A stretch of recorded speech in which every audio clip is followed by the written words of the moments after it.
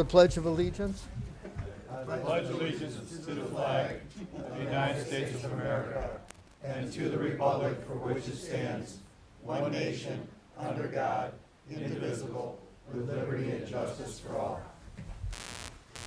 Roll call, please, Bruce. Councilmember Barrett. Here. Councilmember Mayor Pro Tem Bisbal. Here. Councilmember Ellis is not here. Councilmember Gazelle. Here. Mayor Kudrowski. Here. Councilmember Cusick. Here. Councilmember Seawood. Present.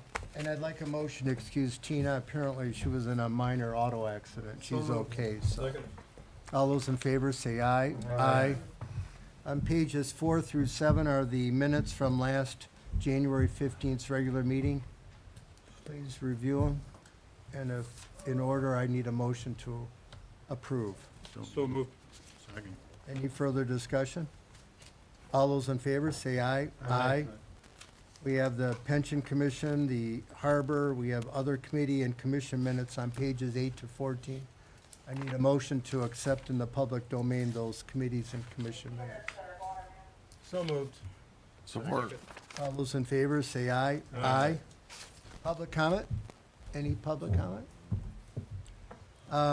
Well, now, Chief, we have the swearing in of our 2 new public safety officers. Yes, good evening, Mayor and members of the council. I wanted to present some biographical information on our 2 new hires. Seated directly to my right is PSO Mike Najum. Mike put himself through the and attended the Detroit Police Academy, graduating in 1989, and started his career as a public safety officer in Ecorse, Michigan. Mike was hired by Grosse Pointe Park Public Safety in May of 1990, became a firefighter 1 and 2 certified by October of 1990, certified as an EMT in January of 91, and has served in this capacity in Grosse Pointe Park for 29 years. Mike was selected by the management team in Grosse Pointe Park to become trained as a certified field training officer, a position he has held since 1996. Field training officers provide the critical initial training and supervision required to help the officer assimilate into the workings of the profession and the mission statement of the department. In 2007, Mike was certified as a speed measurement instructor, and throughout his tenure in Grosse Pointe Park, Mike has received numerous awards and recognition for his during his tenure in Grosse Pointe Park, and his transition to Grosse Pointe Shores will be accomplished quickly. Michael, welcome to Grosse Pointe Shores.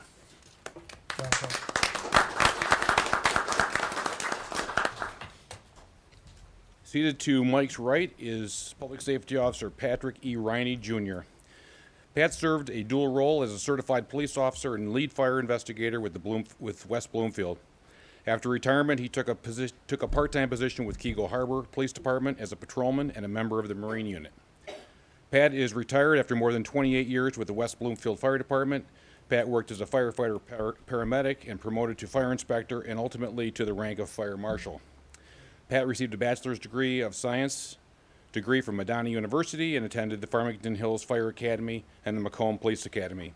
He is a certified police officer, firefighter 1 and 2, fire protection specialist, and a State of the Michigan certified fire inspector.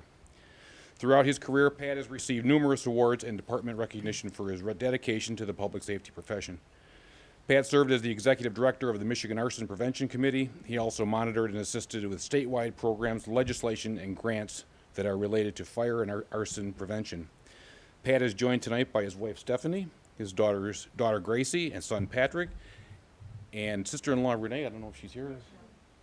Okay, and Pat, we welcome you to Grosse Pointe Shores.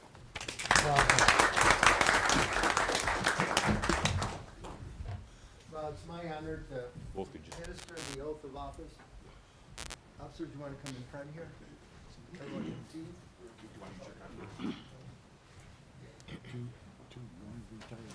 Please raise your right hand. I do solemnly swear and affirm that I will support the Constitution of the United States of America and the Constitution of the State of Michigan, and that I will faithfully discharge the duties of position of public safety officer. I will enforce the ordinances of the Village of Grosse Pointe Shores, of Michigan City, in the counties of Wayne and Macomb to the best of my ability. Welcome aboard. Thank you. Congratulations.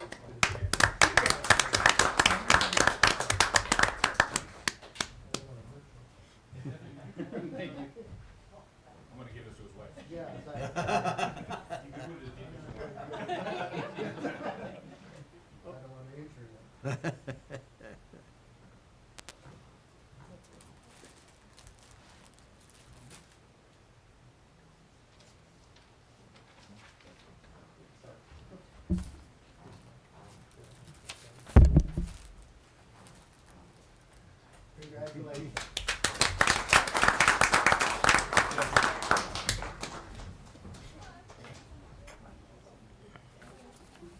Thank you, Mayor. Thank you.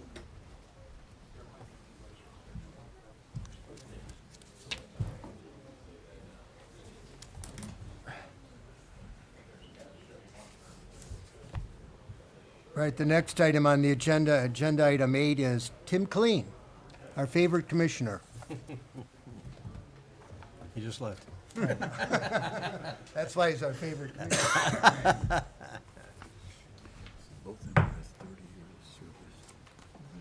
I'm surprised even because 25 gives you the mayor. The rest is just. Passing a few things out here, people. Just one, I got that one. Okay. The audit Okay. one. No, that's my own. They're not both. So Okay. Yes. That seems to be. This is one pack, just passed on the Bruce. Okay. No, the whole thing. Oh, And then you'll go on. Yeah. Here's another one. Just pass them all the way down, all of them. yeah, there's going to be 3 items that I'm passing out. Don't separate them, guys. They're packets. Yeah, they're one packet. I think we have the top one already, because I was looking You at the could, current yeah. problem. I think that was given before. Yeah, I know a few of these have worked their way around in various ways, You got one more of these? but I just wanted to, One more? We need yeah, the Auditor General. Auditor General letter? Oh, pass one of He's those. got them on Here you go. So we're supposed to have See if legislative. or Yeah, yeah. Yep.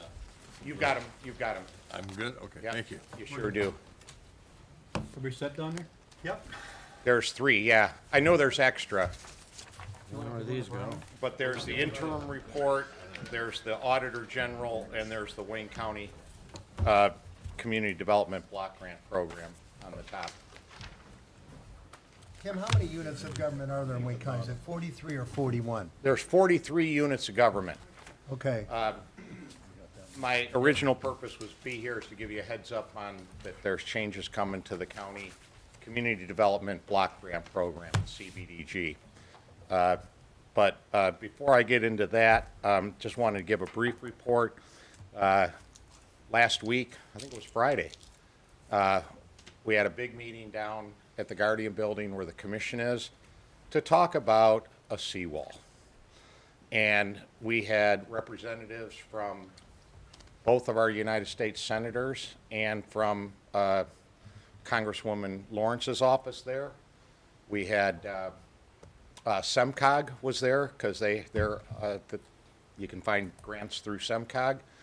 The Army Corps of Engineers was there, as well as representatives from the farms and the shores, and the county Public Service Department. So we've got all of the right people in a room finally to start working on this, right?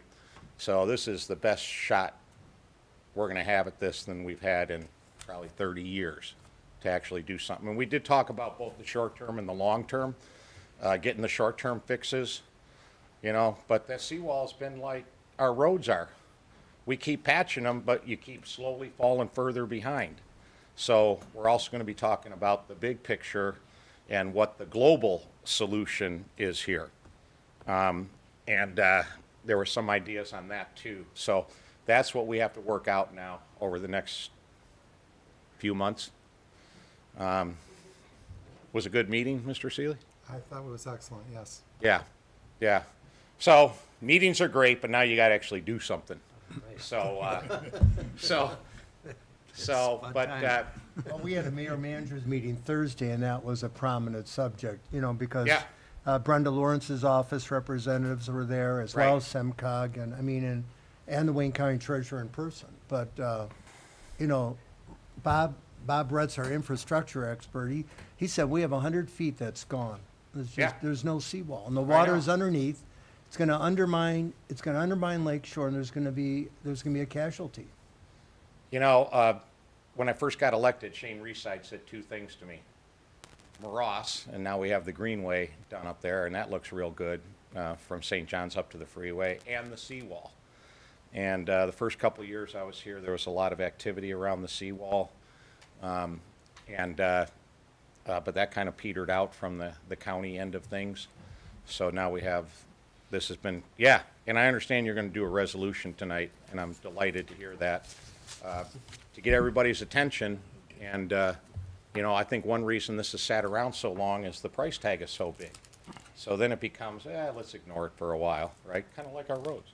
Yeah, we'll just kind of ignore it. We got other priorities, and we do have other priorities.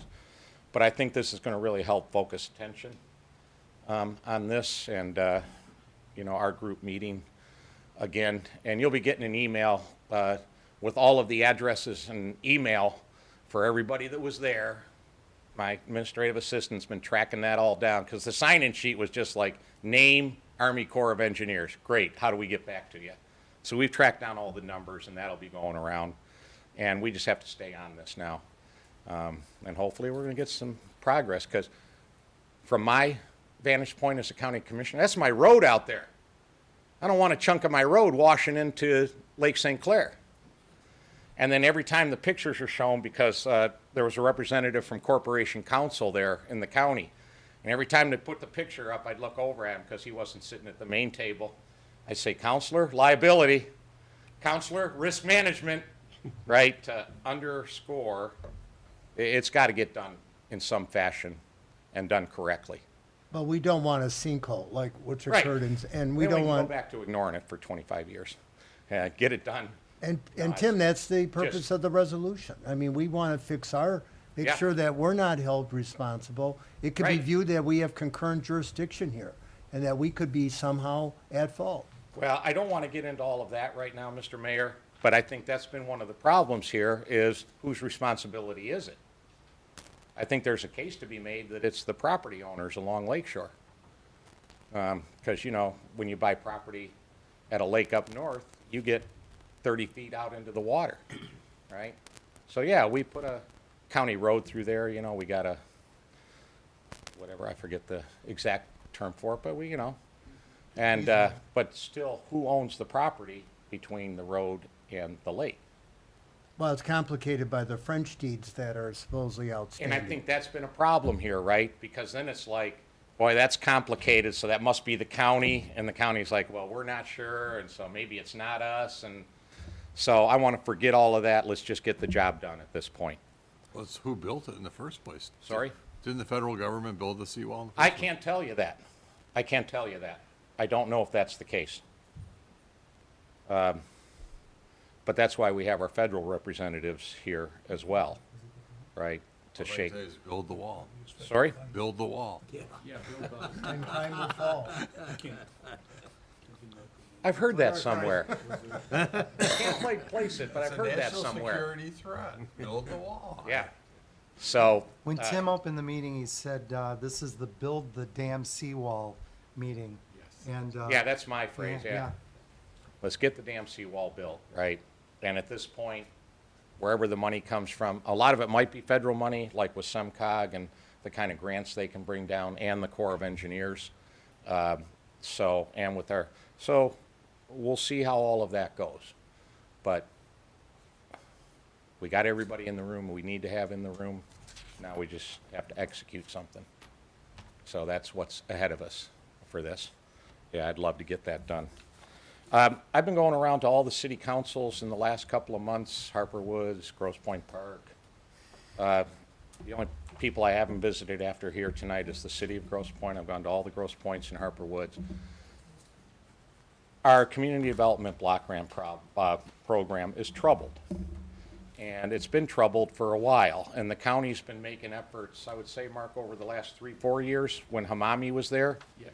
Some ideas were floated out, and then they got shot down, and so here's what I want to express to you. The program is troubled in various ways, and I'm going to briefly describe that to you here. We have to fix how we're doing the program. For me, as a commissioner, how that's going to affect the actual allocations to each community, I'm a little less concerned about that. We got to get the program functioning properly under the federal rules, internally. That's why I gave you the County Auditor General report. It's been messed up in a lot of ways. And community development block grant funds have been a little bit of a political football in Washington these last couple of years. The current federal fiscal year that we're in, a CBDG was taken out of the budget by the administration. It was Congress that had to put it back in. Now, I don't know what's going to go on this year with the discussions there, but community block grant funds, Medicaid, all of that is up. Who knows where it's going to go. One of the problems we've had with the program is when we allocate money, and for CBDG, we only allocate to 34 communities. Because I forget what the 50,000 population, if you're over 50,000, you get a direct allocation. So City of Detroit gets their own, Canton gets their own, Taylor gets their own, Livonia gets their own. So what county administers for community block grant is 34 communities. And we distribute $4.5 to $5 million a year. When we cut a check to a local community, you've got 18 months to spend the money under the federal rules. $4.5 to $5 million is what we allocate each year. Right now, we got $2.6 million that's beyond the 18 months. The feds can walk in any time and say, get that money back. Yeah, you try to get it back. You try to go to all these local councils and say, it's a mess, right? So that's one of the issues we've been having with the program, is that just people aren't spending the money. Part of that is the way we allocate it. Well, let me shorten it up a bit. So I gave you this from the Auditor General. This was an audit that came out 5-6 months ago. I sit on the audit committee. If you flip open the page to what would be the third page, you're going to see a list of about 14 recommendations that internally the Auditor General has for the CBD program.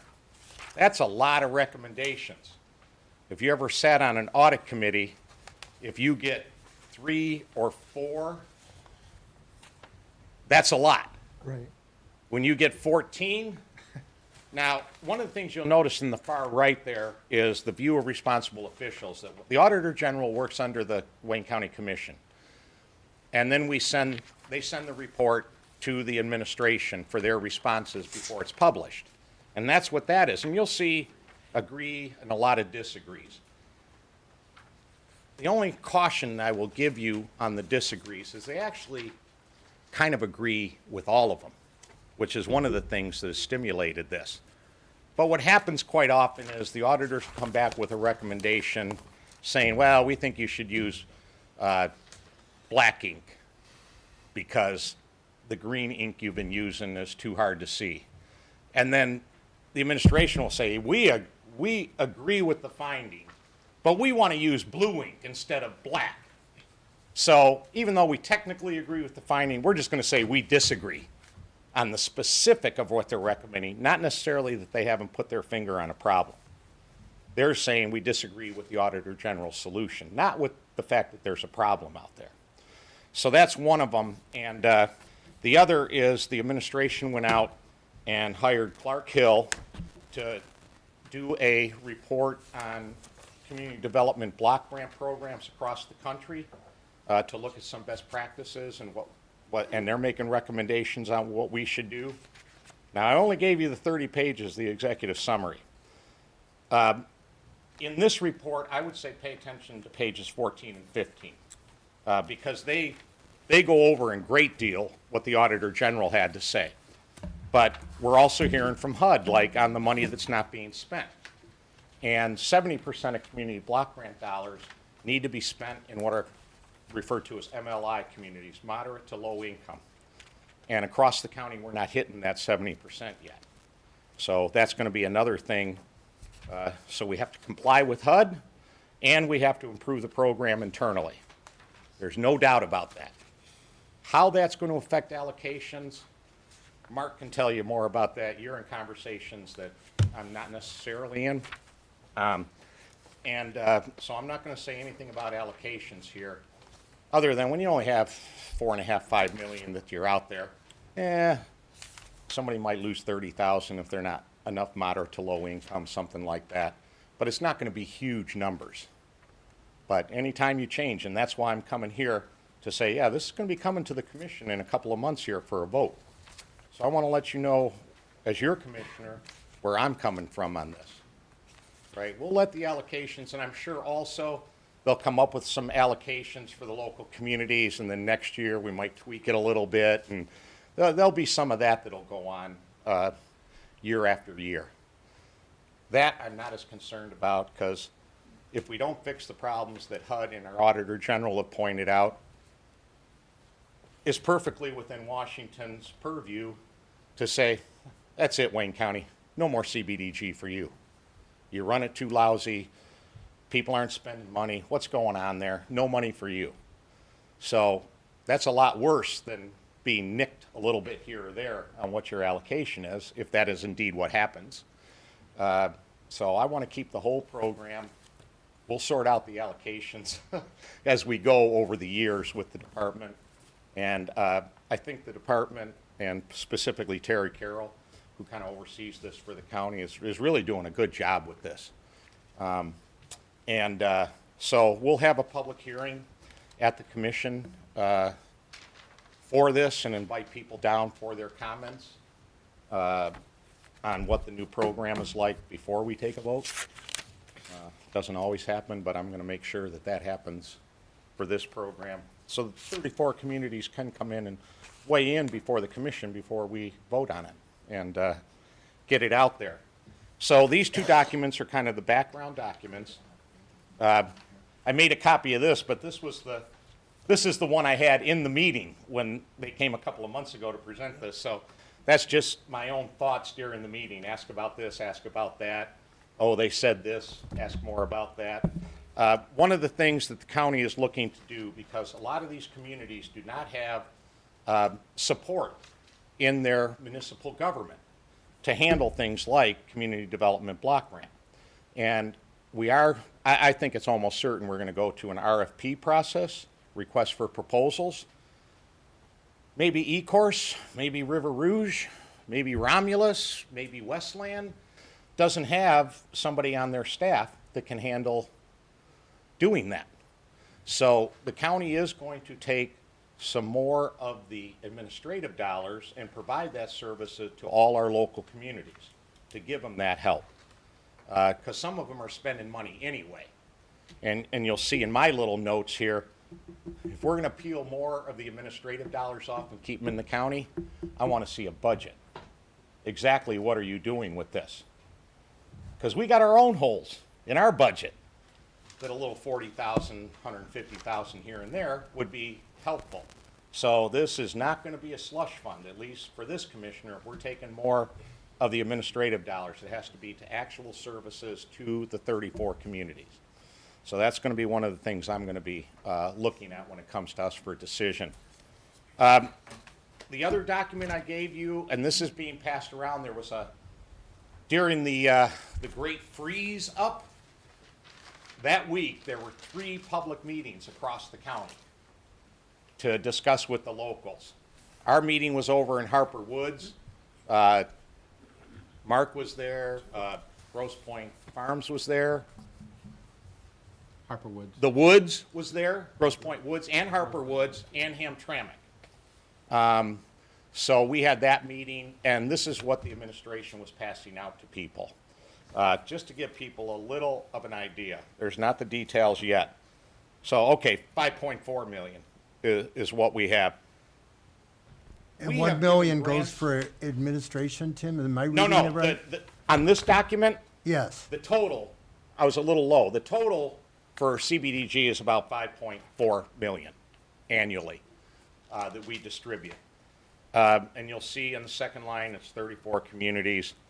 And then they talk about county administration, you'll see they're talking about another 775,000. 250 to 200 to 300,000 that we'll keep. We used to keep 774,000 for the admin and running the program, but I want to know that 1,055. That better be nailed down pretty good in terms of what we're doing with those dollars, especially if we're taking money out of the system. And I'm going to want to know from local communities, how much are you spending? And how beneficial will this be for the county to handle the administrative end for you? Are you already spending too much money that you can't afford, or, you know? So this is coming. I'm sure we're going to vote on it within a couple of months here, because we have to get the new allocations out there. And generally, our 5-year plan, we generally look to approve that April-ish of a year. Is that about right? Aren't you on the advisory committee, Councilman Barrett? We have to, all right, it's April. Yeah. So we have to have this wrapped up, going through the commission, March, early April, is when we have to have it done. Tim, what do you think of the value to our community? I mean, for over 20 years, we were not participating. We were a non-participating jurisdiction. And I mean, the most you can That's your receive for us decision, Mr. Mayor. is $20,000. Right. I mean, I looked at the auditing rights under the federal government for Office of Inspector General. They can go back, I don't know, is it 5 years or 7 years? And, you know, look at the underlying records. And Right. if they're not satisfied, then apparently they have a right to replevy that back from the participating jurisdictions. What I want to do is keep Washington quiet and not give them a reason to come poking around. My feeling is if we stay on this path, we're telling HUD, hey, come on in and take a close look at everything that we're doing. And I'm not interested in that. So again, I'm going to stay with, I'm not going to talk about allocations because I don't know how that's going to come out. We have a program that's not functioning properly, both internally and how we deal with Washington. I want to fix those problems. What the effect on allocations is going to be, my feeling right now is, even if a few communities, and there have been a few that have already jumped up, no, you can't do this, it's a whole lot better than $0 in how we're going about this. And then I think there will be some negotiation after the first year of allocations, and there'll be discussions that go on, and I don't know what that means for the second year of allocations. But with your question, Mr. Mayor, that's up, I don't have a dog in that fight. That's up to you guys. What you see the value is and whether you want to participate or not, right? That's certainly not a decision or something I should be opining on. Well, it's the cost-benefit analysis. I Yeah. mean, it's the cost of being in the program. We received 18,000 or Right. something we earmarked. I And mean, you'll just have to look at that and, you know, with your city manager as we go through this process. But I'm in no position to say to you guys, yeah, why aren't you participating? That's your decision, to the value of it. But I know some of these grants we put out to local communities, we have one out right now for $1,200. You can't administer a $1,200 grant for less than $1,200. And so these are the kinds of practices we've fallen into. We've been doing this since CBDG in the late 60s, early 70s was first created. And certainly it was kind of a political thing, right? We're going to take the 34 communities, do a little division, and this is going to be your allocation based on population or whatever. And people just automatically got them. Well, a lot of communities aren't ready to spend those dollars when we send them to them. And, you know, in government bureaucracy, there's a lot of funny things that happen between the state and the feds when it comes to federal oversight. There's funny things that happen when the state oversees county government. There's a lot of box checking that goes on. Oh yeah, we checked all the boxes and we really looked at it without having looked at it. So somebody filed papers in Lansing and on we go without any real corrections taking place. And this happens between a lot of levels of government. It's hard to go to someone, like I tell people, if you spend any time in the woods, if a bear gets your food, it's the bear's food. Don't try to take it back. If you've allocated 50,000 to a local community, it's their money. Don't try to take it back from that community. You're going to have a fight on your hands. And so to get 2.6 million back, and you know the county executive runs countywide, so trying to keep peace in the community and all of that kind. But we're finally facing it, and that's a good thing. So I recommend you take a little look at the Clark Hill report, where they go through these issues kind of in gory detail. It seems like they looked at something like 50 similar counties around the country, urban counties, whatever. And it looks like they've settled on this county in Texas that has an RFP process that a lot of people, almost everybody uses the RFP now, besides Wayne County. So that'll give you some idea of the direction we're going in. Hey, Tim, all the odd pages are missing out of this. Say again? All the odd pages, like you said, page 14. Oh, no. 15. I didn't double-side this? No. I was running through and copying it. Corrected copy. I will leave. The odd pages are You being have it, audited. and you can. Yeah, it's been a little bit of a busy day, and I got find down it to the pretty office odd. this morning. I was like, okay, got to run these copies, and thought I did the right thing, and gathered them all and got out here. Didn't proofread and make sure I had it. But you have it, right, Mark? Yes. So all I wanted to do tonight was, nobody likes surprises. I didn't want this to happen, and then, what'd you do that for? So it's a little bit of kind of early warning. Let's see what it is. Give you some of the documents. This is what we're looking at. Let you know what I think about these things as your commissioner. And then I will get copious feedback from your city manager. No doubt. I usually do. And then we'll go on and we'll see after year one, year two, really where we're at with this. Was it the right thing to do? We're only going to be able to evaluate it after we have a year or two of actually doing it this way. So didn't want any surprises. That's why I'm going around to all my city councils. Well, thanks for coming, Tim. Yeah. Any other Thank you, questions? Commissioner. Yeah. Mark? Just want to add, Tim and I worked closely on this. He let us know, one of the, I think two things to clarify. One, our participation in the program, we have not been, and Bob knows this from being on the advisory council, we spend our money and it's in compliance with the rules. Senior activities, payment, the use of Full Circle, those are qualifying activities that there's been no question of the funds. A lot of this took place under the previous county administration who contracted out the administration of this program. Yep. And finally, when they brought somebody back in-house who knew what they were doing, they had 2.5 staff people to maintain 5.4 million. Oakland County, which was cited in the report, and I'm going to give you the wrong numbers, had about 2/3, they had 3 million some odd thousand, and they had nearly 30 staff people. Now, there is value, as Tim said, That's why some there's of the $1 million poorer of communities administration here. do not have the ability to administer these funds. And so adding, it was my feeling, as well as a lot of other people that understand the program, there is a value to bring some people on staff that can help the youngsters, the River Rouges, the Hamtramcks, the Highland Parks. Because one of the problems, and Bob could speak to this later or now, the problem with the advisory council was the officials that were on this council most recently, and I won't give names, they said, oh, well, I haven't spent my money, you haven't spent yours, but I'll vote you and you can spend it later if you do the same thing for me. That happened for 2 or 3 years. We were under the requirements for spending.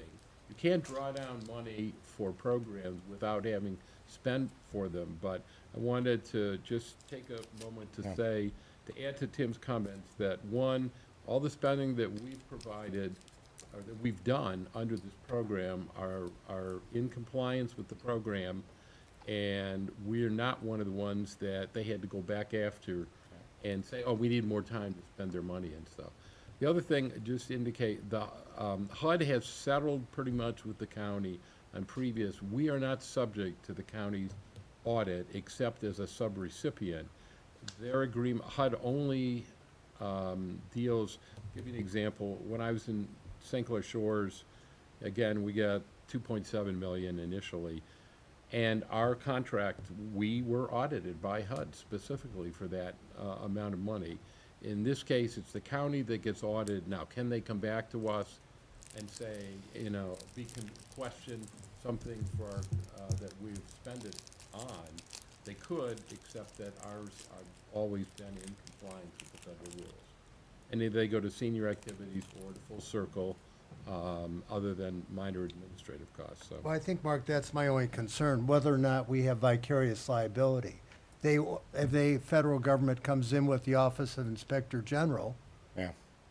really a subarm of the Department of Justice, and they audit E-Course or Hamtramck. Right. We're linked together because this is a common grant. I mean, so at You're that the point. first one to raise that with me. I don't know the answer. I'll find out the answer on that. Okay. I do know the answer because I verified it with county Yeah. administrative. Because I've staff. raised this to Mark before. Yeah. Yeah, they're, each of the funds are separate in terms of each of the sub-recipients, and HUD only has authority to audit Wayne County. Now, Wayne County could ask specifically to us, we need more information about this program and that program, and they've had to do that in a couple of instances. To satisfy Not HUD. at all with us. The Inspector Well, General. actually, I don't think there have been, I can tell you, there haven't been any of the communities in this area, and there were various issues that come up on this, but I'm satisfied from what the Wayne County administrative people who checked with their council, that we are not subject to the same audit requirements. And I'll check As with Wayne Court County. Counsel on that as well. That's what they Yeah, told. I'd like to know the Terry. answer Yeah. to that. Ah, Let us know. liability, Yes, that's right. risk management. That's Lawyers exactly love it, right. right? You know, so, Elected officials love it Yes. because you don't want to walk into a risk management situation. That's no good now at for all. receiving $18,000 and then spending all there are this great money on liabilities. legal and auditing, you know, fighting a challenge. It was the outsourcing a few years back that Mark referred to that started a lot of discussion from the local communities out there being dissatisfied with that. And that's part of the process that has led us here today. I guess I'll also say that doing a RFP process, right, it's hard if you're in Melvindale and you get $45,000 a year. It's hard to have, what HUD would like to see is like an impactful project. So through the RFP process, what we're going to be encouraging people to do is 3 or 4 communities that are together pool your money for a little larger project that will have a little more impact. And that's kind of what's been going on in the Points in Harper Woods anyway. And so it's kind of, you know, the money's been pooled. It's either gone to, well, what's now the Helm, or it's gone to Full circle. Full Circle. Yeah. And so that kind of idea that has been going on in the Points in Harper Woods is kind of the idea we would like to see countywide. So I think the transition here is going to be a little easier than for a lot of these communities. So, yeah. Well, thank you, Commissioner. Yeah. Thank you for time, precious time on your agenda, Mr. Mayor. Okay, thanks for coming. Right, and I look forward to seeing that resolution. I have to run, but Okay, I'll look forward to seeing the resolution later. in the meeting. thank you, Tim. Next item is the Library Board, Prudence. Thanks for being patient here, hearing about things you don't want to hear about. Oh, I'm concerned. Anyway, thank you so much for your time, and particularly thank you for appointing me as your representative to the library. Also with me today is Bob Klasa. I always screw up Bob's name, sorry. And Bob is the president of the library board. So he's here to make sure I don't say anything that I'm not supposed to say. I'm joking. Anyway, you have a presentation that was put together by the library, and I'm just going to walk you through a couple key pieces of it. If you have any questions, please ask me. What I can tell you is that the library is alive and well, successful, financially sound, and more than just books. So I hope all of you have a library card. The most important thing, I guess, is for you to know is that everything the library's doing is based on a strategic plan that they implemented a year ago. So that all of the efforts that you're going to read about in this report comes right out of the strategic plan. So the library is following the strategic plan. The highlights for 2018, the list of them, you can read there. I will go over some of the specifics if you go to the next page. One of the successes that the library has had is the outreach and programming that's been done. And if you notice, as you walk down the list, you'll see that there's been an increase in support to the business community. For instance, you can go online to the new website and you can access a database that will update you on what the stock market is doing and some financial reports and what some of the projections are.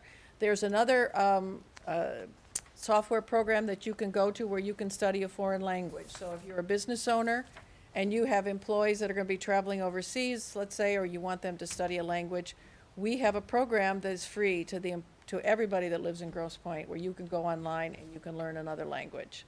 So it's quite fun if you go to the section in the new website called Research, and to see all of the programs that are there, including if you have sons or daughters or family members who are looking for a job. There's resume building instructions as well as job search instructions. So there's a wealth of information that's there available to everyone who lives in Grosse Pointe and who has a library card. So you need to have a library card. I think one of the also big things is that the library is really now trying to collaborate with other members of the community, including things like the Grosse Pointe Hill Association, the Grosse Pointe Chamber of Commerce, Grosse Pointe School System, American House, Assumption Cultural Center. So we're not just operating in a vacuum and not communicating with the other organizations. So we're trying to leverage all of that. The next page is the summer reading program. There were 1,600 participants this year, a 58% increase. And the most important thing about that is about combating what we call summer slide. So if you study what educators have seen, that's children, when they're out of school during the summer, their ability to read diminishes. And so what they call that summer slide. So these reading programs, the summer reading programs, are there to combat summer slide. So we're working to help the children of this community to make sure they stay on top. The next page is the millage renewal, and I think you might know, it passed by 74%. Unfortunately, Grosse Pointe Shores had the lowest passage rate of 59%. So it still passed with a majority, but it was less than the overall. And so it may be about, maybe people just didn't want to vote for an increase. It wasn't an increase, it was just a maintenance of the existing millage. And maybe it's a case of not really knowing all that the library does for the community. You know, if you consider the library just a warehouse of books, then you might say to yourself, why do I need it? But it is much more than that. And so hopefully, if I get invited back again, I can share some of those things that's going on that I want all you to know about, because if people in the community speak to you, I want you to be able to speak positively about it. The next page is patron services, and I think here, one of the things to note, first of all, we have launched a new website. If you look in the top of the second column, it's grossepointelibrary.org, and I really invite you all to look at it. It's very good, actually. It's pretty easy to navigate. I think you can actually apply online, or you will be shortly be able to apply for a library card online. The other thing is that we have now consistent hours at all of the branches. So it used to be Ewald was closed on Sunday. One of the branches wasn't open till 10, whereas Central's open at 9. So now everything's consistent. No matter which branch you want to go to, they're open 7 days a week, unless the schools are closed, and that isn't, I mean, they were open like Monday, but they follow, if the school's closed for snow days, the library closes. But the library has consistent hours at all of the branches, so you can go to any branch and whenever you want. Well, whenever you want when the hours are open. We now have a new teen librarian and a marketing coordinator as well, which we think will help in helping the community see more of the benefits and realize more of the benefits of the library. There is a newsletter that, on the next page, you'll see it references the newsletter, which I have brought copies of. This goes to all the homes now in Grosse Pointe. And it's distributed with the little Grosse Pointe News, it's not the Grosse Pointe News, but the Grosse Pointe Times. Thank you. It is now put in the Times, and so everybody gets a copy of this. Now, sometimes people don't read everything that's in the paper. So I'm going to leave these copies here. So I'd hope you have a chance to read them if you want to know more of what's going on at the library. I think you'll be surprised. The next page talks about our strong financial results. And as you can see, we got in 6.3 million and we spent 6.3 million. What's more important is that the total cardholders now numbers 21,400, which is about a third of all of the population of all the Grosse Pointes, and some of Harper Woods. And the total library visits were 466,000 in 2018. The next page is about coming attractions, and that is, what's coming up pretty soon is Books on the Lake, May 3rd and 4th. And if you've ever gone to that, it's a wonderful event that's at the Yacht Club. We bring in 3 major authors. One will be from Grosse Pointe, one from Michigan, and then one national author. And we have a lunch, and people pay for the lunch, and the authors are paid for by the library, actually by the Grosse Pointe Library Foundation. So that is a wonderful program. And then the STEAM program will be starting up, which is about science, technology, engineering, arts, and math. You can read the rest. And then further coming attractions, one of the things that was in the Grosse Pointe, in the library's strategic plan was to take a look at the facilities and make sure that the facilities were meeting the needs of the community. So if you know, there are sometimes some complaints about some of the branches. Parking is kind of bad at the Woods. Sometimes the kids want to get into private study corrals, and we don't have enough of them. So there's been a survey done by an outside firm that's gone to the community and asked for input on what we need to change at each of the branches to make them more amenable to what the public wants. And that has been initially done. We are looking at the results and the recommendations, and we'll be coming back to you with some of the things that are going to change within the facilities themselves to make them more viable for the community needs. So the last page is just a thank you for letting me be here, to please ask you to use your library card, to check out the website, and to visit the 3 branches. Do you have any questions or any concerns? Questions for Prudence? Prudence, we had a town hall Saturday. It was a well-attended town hall, and a couple of the young moms said, could we have like a summer library cart and have like a reading period, like for an hour during the summer, once a week? The parents offered to be the volunteers to have storytelling and, book reading, children's literature, book reading for different ages. Is that something we could do? We have a book cart now, a library book cart. It's on a bicycle. It's a bicycle with a The little. book bike. Yeah, book bike. Yes, thank you. And that can come. We can bring that over. They just have to schedule it, that's all. Because I was going to talk, I think respond to those moms, but we'd like to do it like once a week or have Okay. the book bike, and maybe Okay, the moms would do the volunteering, the reading, but they think there's enough interest at the shores to do it at the park. okay. Do they want it, so they want it during the summer? During the summer, like once a week perhaps, once or twice a week, and for like 6, well, we'd probably do it for 10 weeks, 8 to 10 weeks, depending on the interest. Is there somebody that's specifically volunteered to step forward and be the liaison for that, or? Well, Matt, that's a good question. Well, there were a couple of people that offered to take charge and to oversee it, I believe, Okay, so let me talk to Jessica Kaiser, our library director, and I'll see what we can work out, and then I'll come back to you with a proposal of what we might be able to do. That would be great, Bruce. I'll let some of the moms know that. Yes, Okay, that is definitely doable. very good.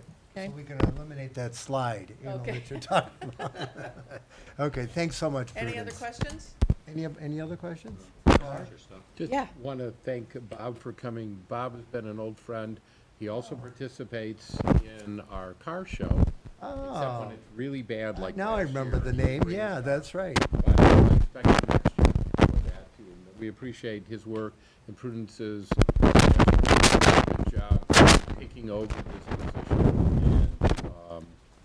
And she also got conned into serving on the SOC, or now the Helm, Oh, too, and she's done a great job there too. you're bringing a lot of good energy, Prudence. We're very Right. happy. Thank you. It's great fun. I love the library. Good, thank you. Prudence, one last thing I wanted to mention is Mark and the library have talked about implementing an idea that I came up with last year, which was a lot of the cities have various community events, concerts at Gasquire Park, concerts down in Grosse Pointe Village. There's the street, open street thing in the park that they do on Kercheval. Over at the War Memorial, they do concerts by the lake. And I was saying, I remember at one point in time in my life, it was a big deal to go to Pine Knob and watch a concert and picnic on the hill and watch the concert. And I thought, why not have a concert on Vernier Hill? And it sounds like Mark has put together with Prudence an agreement for us to do a joint venture and between the library and the city and have a concert. And we're looking at the possibility of doing it on the 4th of July. And the concert would be right, a few hours prior to when the fireworks take place that night. And your entrance into Vernier Hill would either be your city park pass or a library card.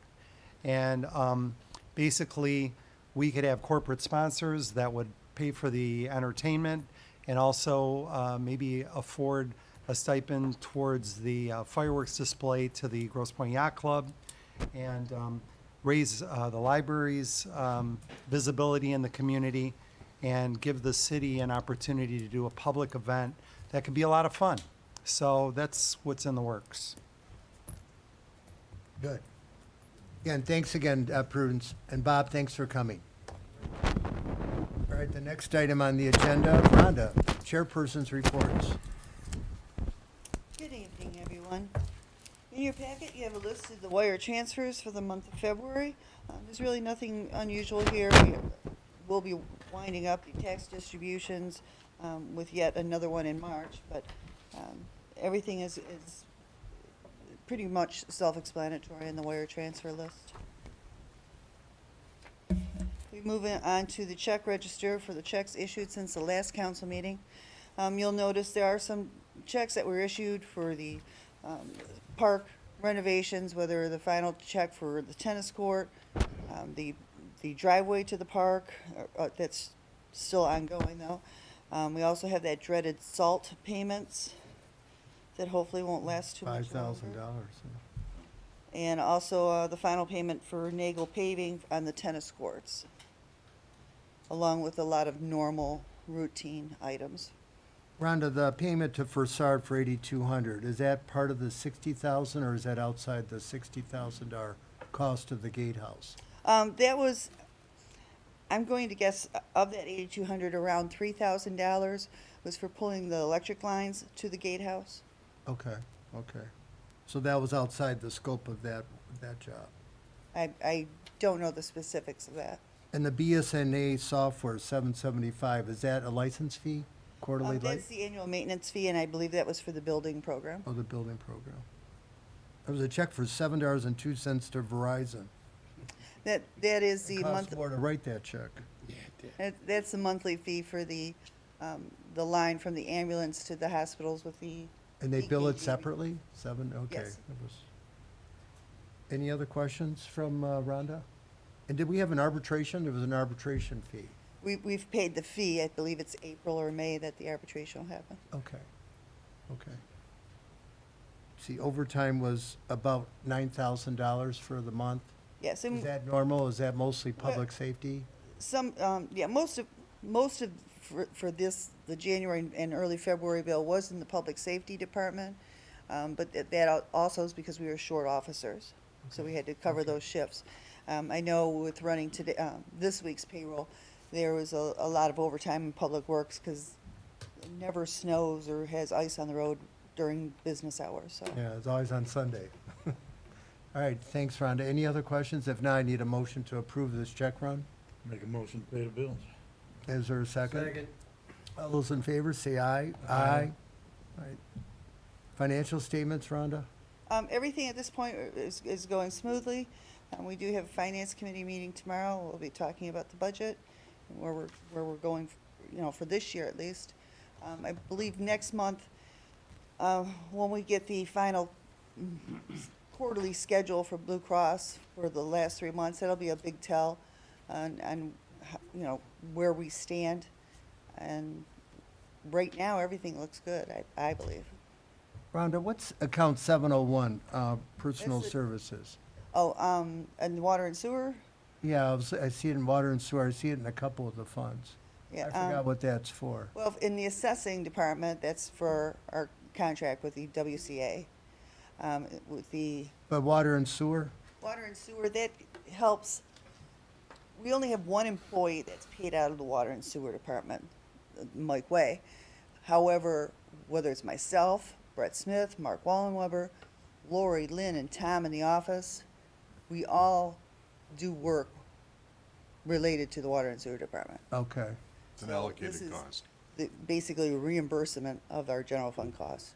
Because I know one of our residents was asking about the water fund and some of the And expenses. same thing, insurance, there's a number, the audit, I can go on and on with Okay, no, items that are within that. I forgot what account 701 was for.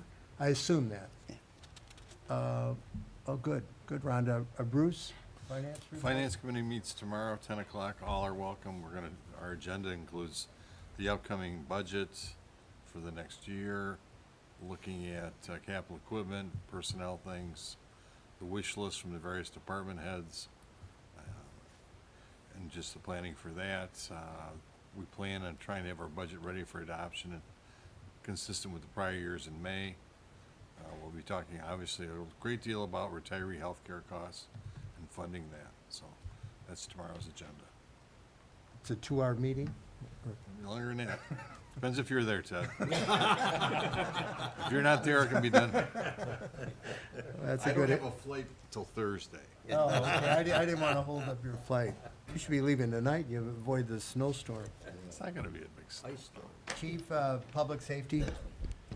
Good evening again, Mayor, and members of council. Just first off, I just wanted to thank the council for allowing public safety to keep their staffing. It's critical to the safety of the community, and I'm grateful to be able to fill these positions. I believe I reported in January that Grosse Pointe Shores experienced 4 larceny from auto complaints in the area of Willow Tree, and I believe the other one was on Hawthorne. That night, in the fresh fallen snow, we identified a couple of significant footprints, which we photographed. This past Sunday night, Grosse Pointe Woods had additional complaints on Oxford, a couple different complaints. And we were able to use our photographs from these footprints that we had taken to identify the drivers of a vehicle who happened to live in Grosse Pointe Woods. So we have closed this case with arrests, and we've cleared the cases. So You didn't even change your shoes, huh? Didn't change your shoes, huh? apparently not. Then that's why criminals aren't the smartest guys. PF flyers.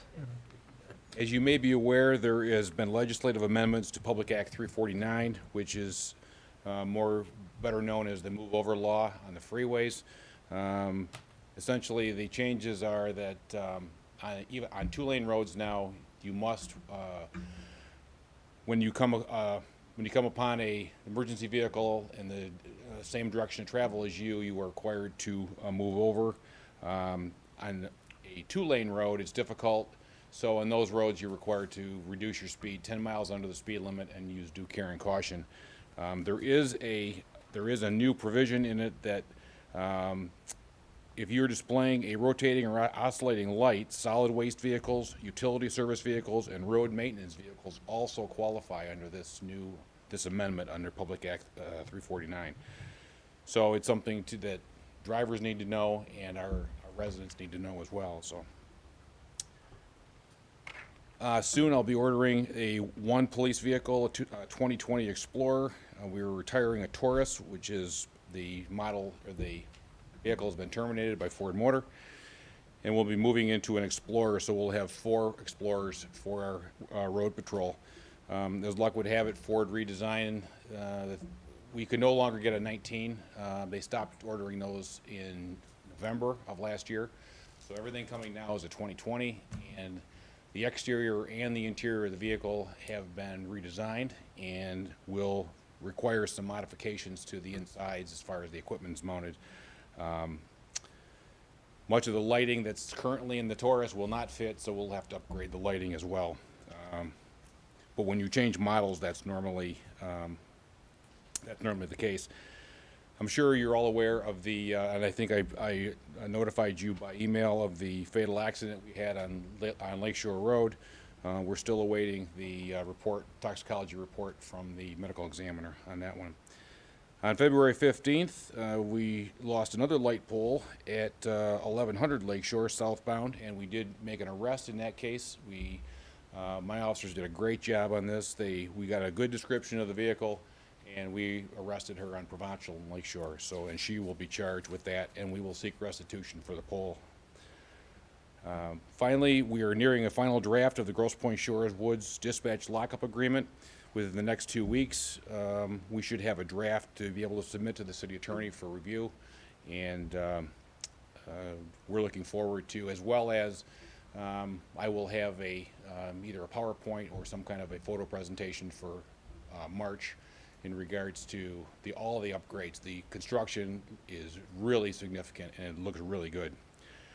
And finally, my staff and I are currently compiling and working on the 2018 annual report, and I will be presenting that report at the March 19th meeting. If you have any questions, sir. Are you going to propose an ordinance change for the fireworks now? Yes, as a matter of fact, we've discussed it. We've actually drafted one, and we're gonna have it up for next month's city council meeting. Further Restricted as much as you restricting times and dates, Is it as restrictive as the law will allow? Is that what you're going to do? if that's the wish of the council, yes. Fine, that's fine. Yeah, the way we've prepared it is it's going to track verbatim the dates and times Of the to am- be let off. Of the new amended, New statute. yeah, that's only, what, 3 times a year, 4 times? I've got some materials here It's- on it I can cover it during. Okay. It's on the holidays now. It doesn't come the day before and the day after.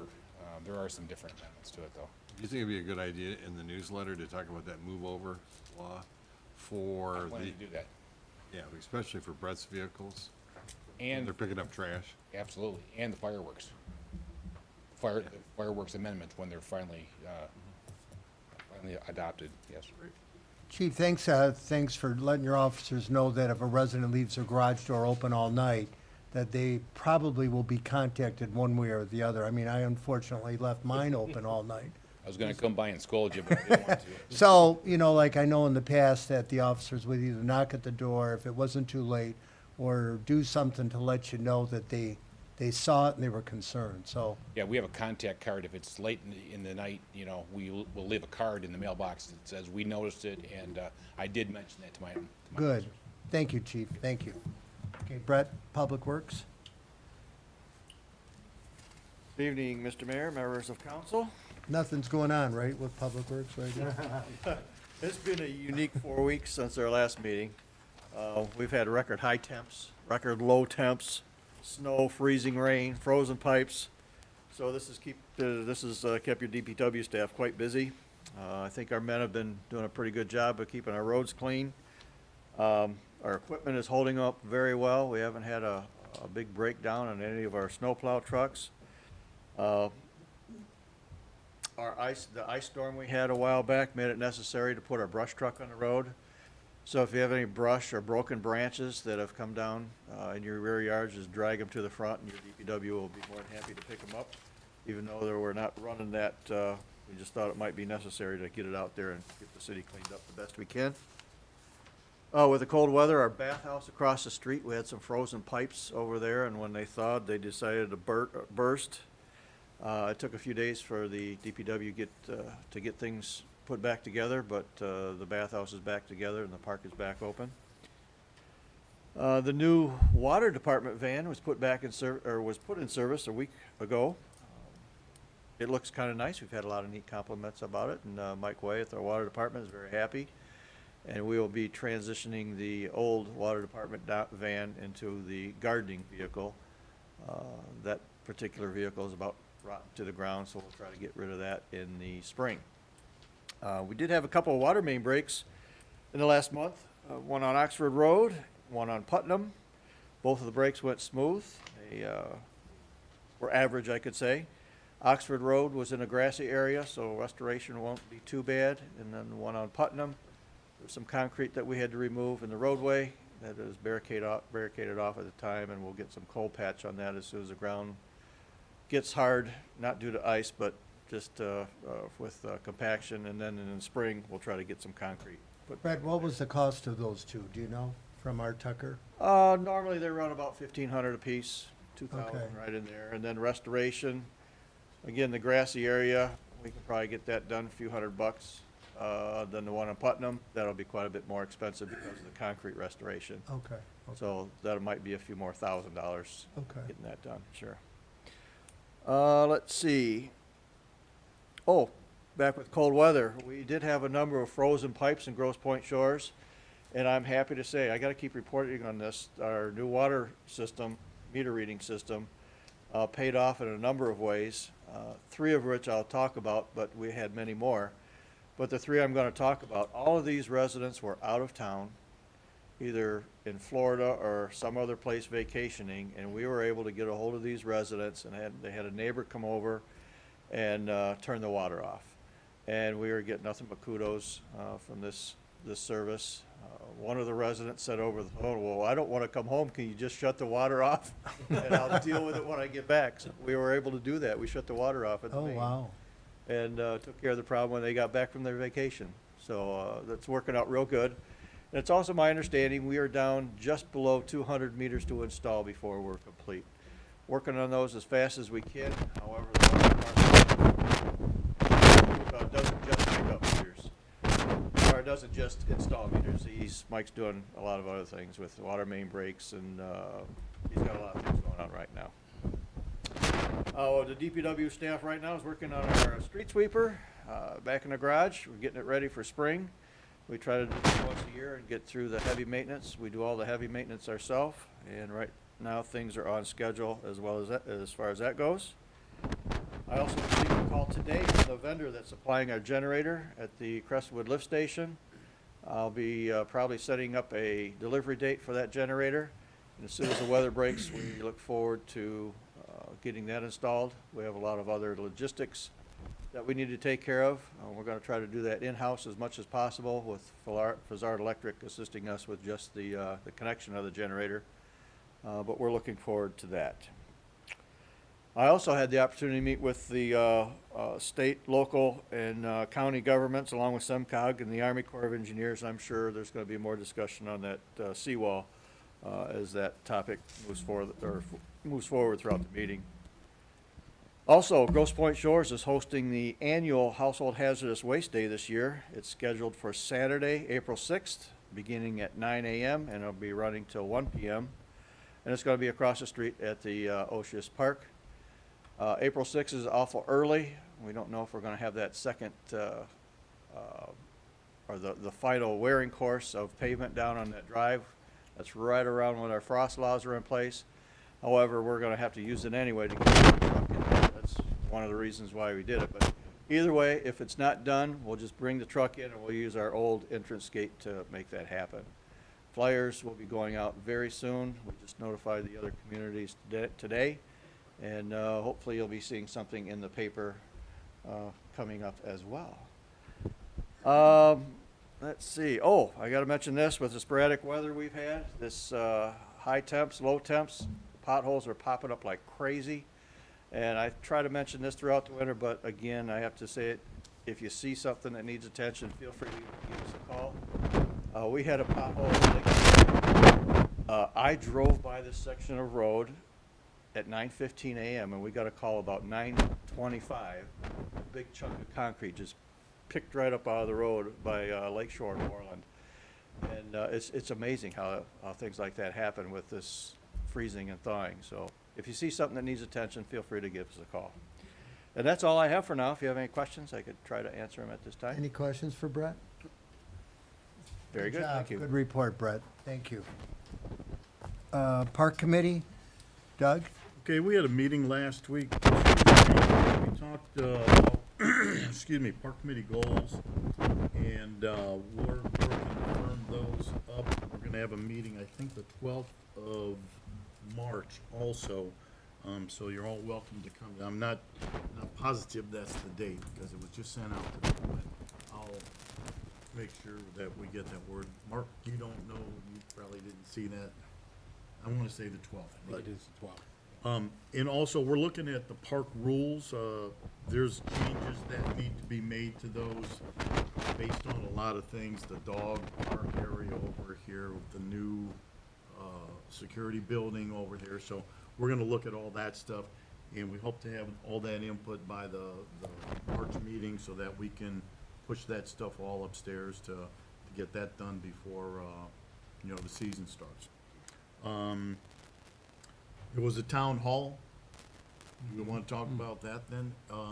We had a real good turnout at the town hall, and we talked a lot about the park, and we got a lot of input. There was some younger folks there. I say younger folks, there's younger folks in here too, but there were some really young folks. They're half our age. And, but it was good, they gave a lot of good feedback. They gave us ideas anyways, and a lot of those ideas we've probably already maybe incorporated into this park plan that we have. But I think, at least from my point of view, there's still a lot of ideas out there that we're missing. And in order to get them, I don't know, we have to solicit that information somehow.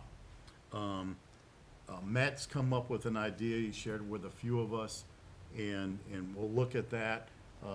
My idea is if we have to pay for it, we have to pay for a survey and get it done right. Tina and I put out this non-scientific kind of survey when we were both elected.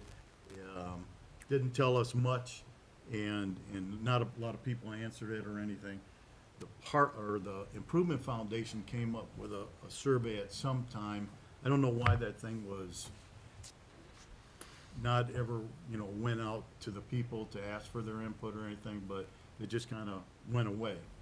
And, but if we really want to know what we're going to do and put into this 5-year plan, I think we have to have a real no BS survey done. Okay. At least, that's my thoughts about it.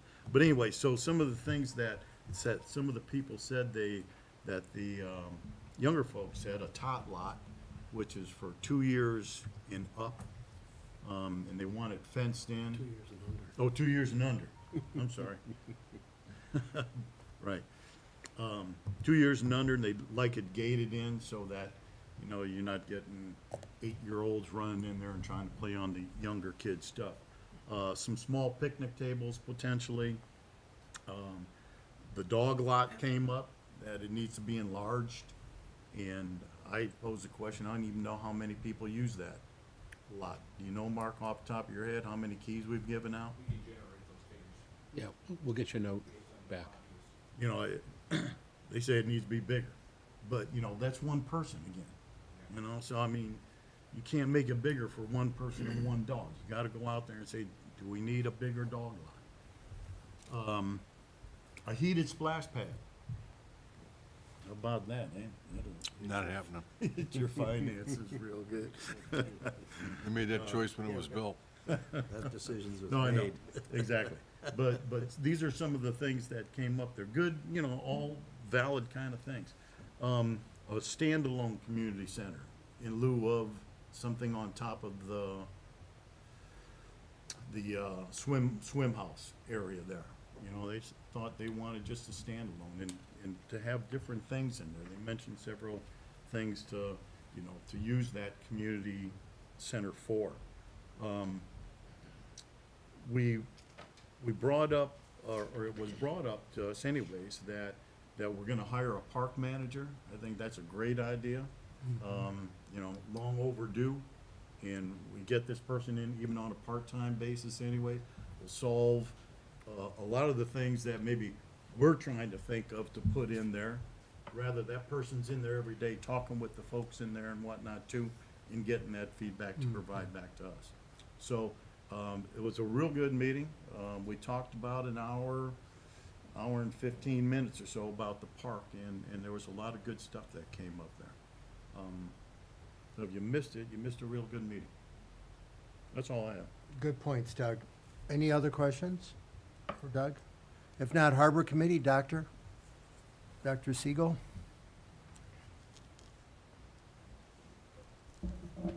Good evening, Council, Mr. Mayor. Up to date this morning with Tom Krolchek. I have the latest data on our wells. We have left remaining 9 basic wells available, 4 jet ski pods available, and 2 kayak racks available. Of the ones that we have signed and have contracts for, there are 27 balances still outstanding. And I was under the impression that they had to be paid for by February 15th. So I know that Lynn and Tom are trying to collect these funds, but I don't know how forceful you can be to try to up that balance collection. Tom also sent out to 16 non-residents from last year's well renters that there are 9 available wells for those 16 people that didn't get in line for. And Tom and I also spoke that we cannot determine the number of pot pilings yet until the weather breaks. Obviously, it's a little too Okay. cold to be walking out there and still frozen. We'll probably get some more elevation. So, Well, thanks for following up on also that jet ski. The resident that had a jet ski, guess he's number 12 on the waiting they're list. popular, Yeah. so. Okay, good. Any questions for the doctor? Matt, would you like to add anything? Yeah, again, to echo Doug's comments, I thought that the town hall meeting on Saturday was excellent. It lasted about 2.5 hours. We had a lot of people express an interest in participating and volunteering, which was great. Dan Ritter's here tonight. Welcome, Dan. It's nice to see you. He's offered to get to know John Siegel and join us on the Harbor Committee as an interest there. He's a boat owner, and I appreciate you attending tonight. That was great to meet you the other day. When we basically opened up a forum to discuss the updated master plan, primarily the end result of all of that was to just basically say, hey, look, we're going to treat this as kind of a living document, and that this will be an ongoing process, so that we get to revisit it maybe every 6 months. The Planning Commission would be the caretaker of this plan, and anyone in the community that has ideas or thoughts are always invited. Every time the Planning Committee has a meeting, it's a public meeting. We welcome as many residents as who want to attend. And ultimately, when either the Improvement Foundation or the Park Committee decides that there's a project that they want to undertake, they'll work hand in hand with the Planning Commission, and we'll just keep making improvements, and everyone wins. So I think, we've got a great starting point with this. I think that there's a lot of amenities that can be added to the plan based on the town hall meeting. But just to make it official, I'd like to make a motion that we adopt the master plan as proposed and treat it as a living document under the care of the Planning Commission. Okay, is there a second? No. Good. I'll second that. Okay, any further discussion? I know it's gonna be evolving, it'll. Yeah, again, I was think- just saying, I don't know, do we want to wait to have a survey done to see if this is, because I'd hate to help put something in the plan, and then the survey come back and say, you guys are off on that. The nice part about it is if we adopt it the way that I'm proposing it, is that we'll be constantly changing it, so. Well, and I understand that part too, but, do we do it right the first time instead of putting the cart before the horse, approving the plan, and then doing a survey? Why would you have the planning commission have jurisdiction? Because any projects that are undertaken, But it's not a zoning issue, it's not the planning commission is primarily for residential construction. And for residences and stuff, it's not I for. guess it does involve buildings, though, I mean, if we're gonna, But we don't give ourselves variances. No, you're right. You know, we don't give ourselves a zoning, a setback variance for a pavilion. You know, I asked the same question at a planning meeting, because right after that was introduced, I went to the planning meeting because they supposedly, at least I thought that they were gonna be in charge of this somehow. But it was more or less, from what Mary said, a pass-through. They'll take a look at it and, you know, it wasn't You- like, Besides granting variances, et cetera, the commission itself doesn't really grant those. They would make a recommendation to the council. The council grants it. right, understand. But, that's what I was looking at. What's the protocol? The Parks Committee has to go to the Planning Commission, that has to go to, so if the Parks Committee wants something, it has to go to the Planning Commission? Why wouldn't you have the For them park to committee do approve it? Have the park committee being the one looking at the document, making the amendments, instead of a planning commission. okay, I mean, it seems to me that they're more vested in it than, the planning commission, which is mostly for. Okay, so the motion's amended? well, what I wanna ask is, like, if we decide, one of the big projects on there is a proposed new, community center and bathhouse and pool. There's a lot of construction that's being proposed, so I assume that they handled overview of all of those architectural plans, and No. they don't? No. Okay, well then, If it requires variances from the current zoning ordinances. okay, There's no zoning on it at the park. okay. Well, then, yeah, If amended. that's the case, let's amend it to the Parks Committee. No, that's fine, yeah, I just didn't know what, you know, No, As long as they don't have a, I wanted you to know- end up in the right place. More important, I want us, to me, the important language in my motion is that it's a living document and that we basically adopt it and then we continually amend it. I mean, 6 months from now, if we have a survey that's completed, or 3 months from now, and it says, look, you know, we want to do X, Y, and Z, we can make those changes to the plan at that time. that's fine. Harry, do you have public comment? Please step forward, or, it's good for the legs anyways. That's.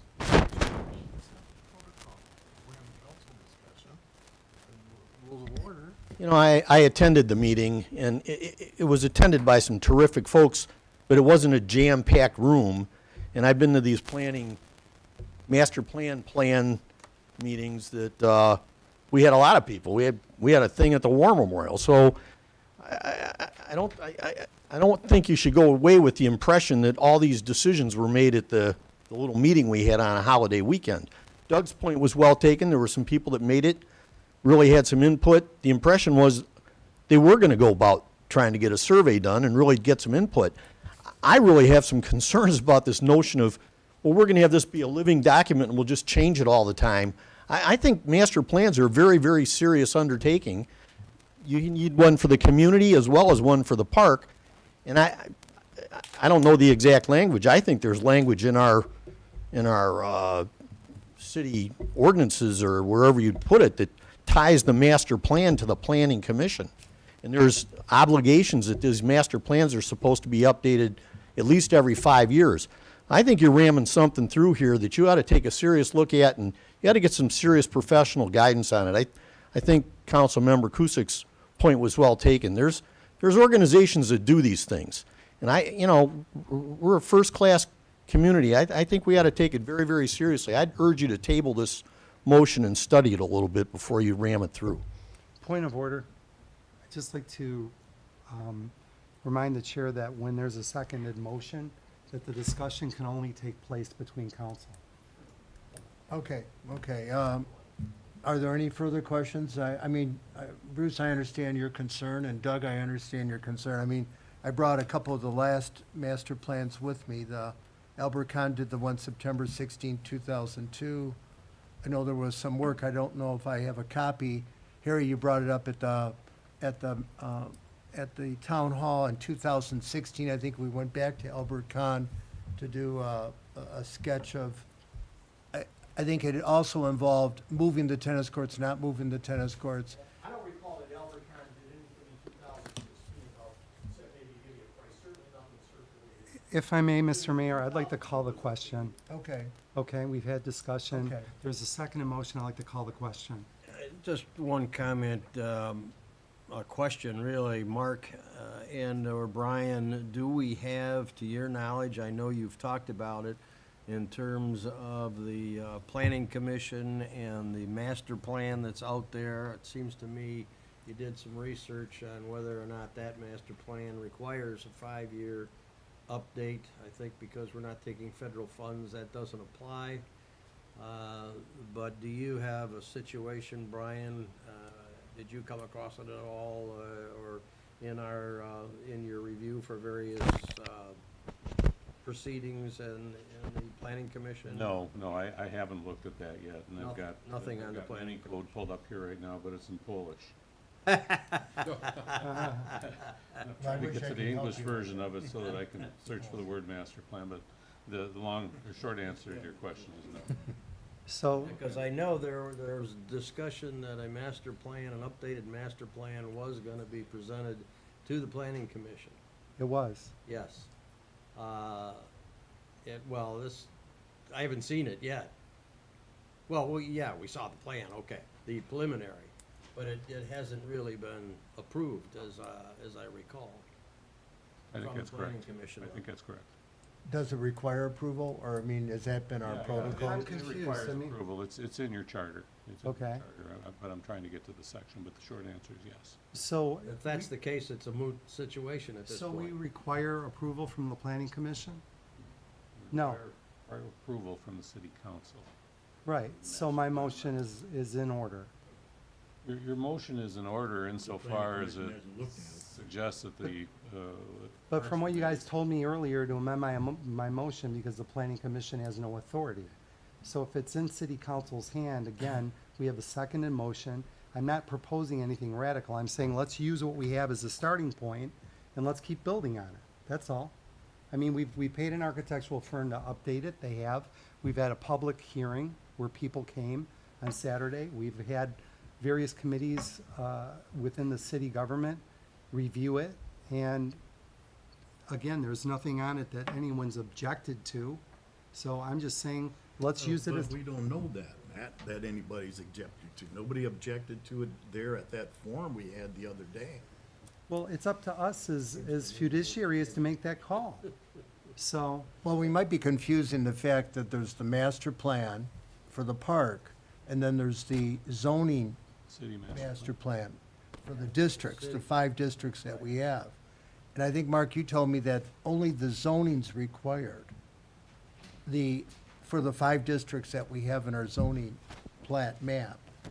So I think we're confusing the zoning with the park master plan.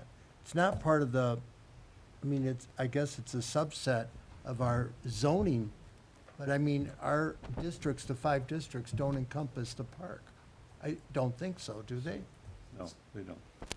But if it's a you just said it's a subset. The planning commission subset of- recommends, period. The planning commission doesn't endorse or doesn't vote and approve it. Because it's not zoning, That's- right. Well, So- even if it's zoning, they don't. They recommend. but they and would the city advise, council right. Adopts or rejects. So if we're willing as a council to adopt this as a starting point and put it in the care of Doug's committee, which is the park, I they will think it should over- be done by resolution. Yeah, okay.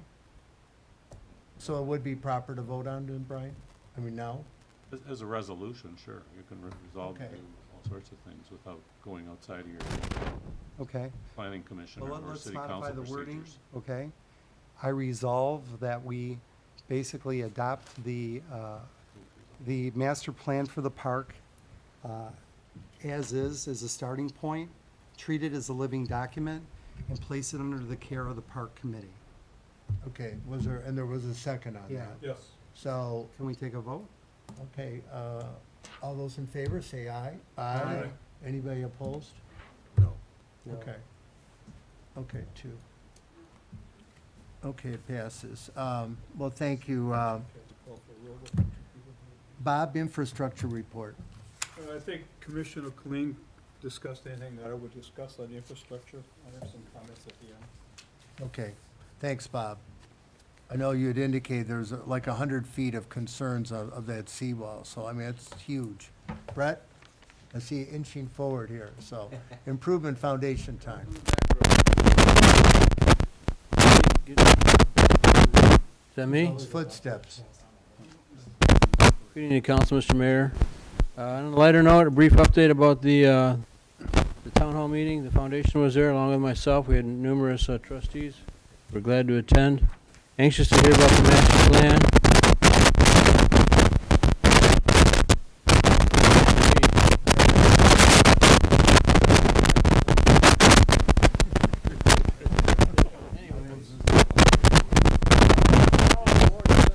My side of there.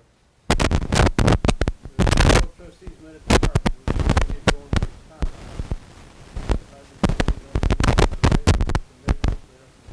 Ideas as far as size goes. We get to talk to some manufacturers, get some ideas back to you for your approval.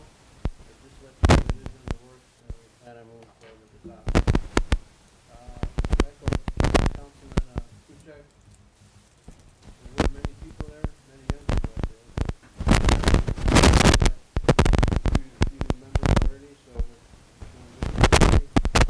And our next meeting will be the annual meeting on March 18th, and after that, I can have some more. Other than that, questions? Oh, good work, and thanks for meeting on Sunday. Like I said, Brett, Oh, thank you. Legal report, Brian?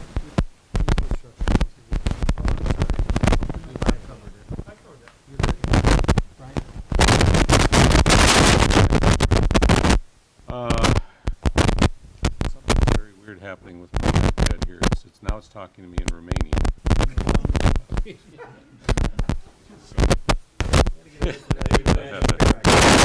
going here, maybe I'll. Today, the last city council meeting held on January 19th, the following activities. First off, it was relatively quiet. However, this is what we did under general municipal management. We prepared comments on and referred to the city regarding staff agreements with freedom of information that were implemented at the end of last year regarding requester identity requirements and advance cash deposit requirements for FOIA copying and labor charges. We talked about this at last month's city council meeting, and at that juncture, our comments were in draft form. We've since provided those to the city.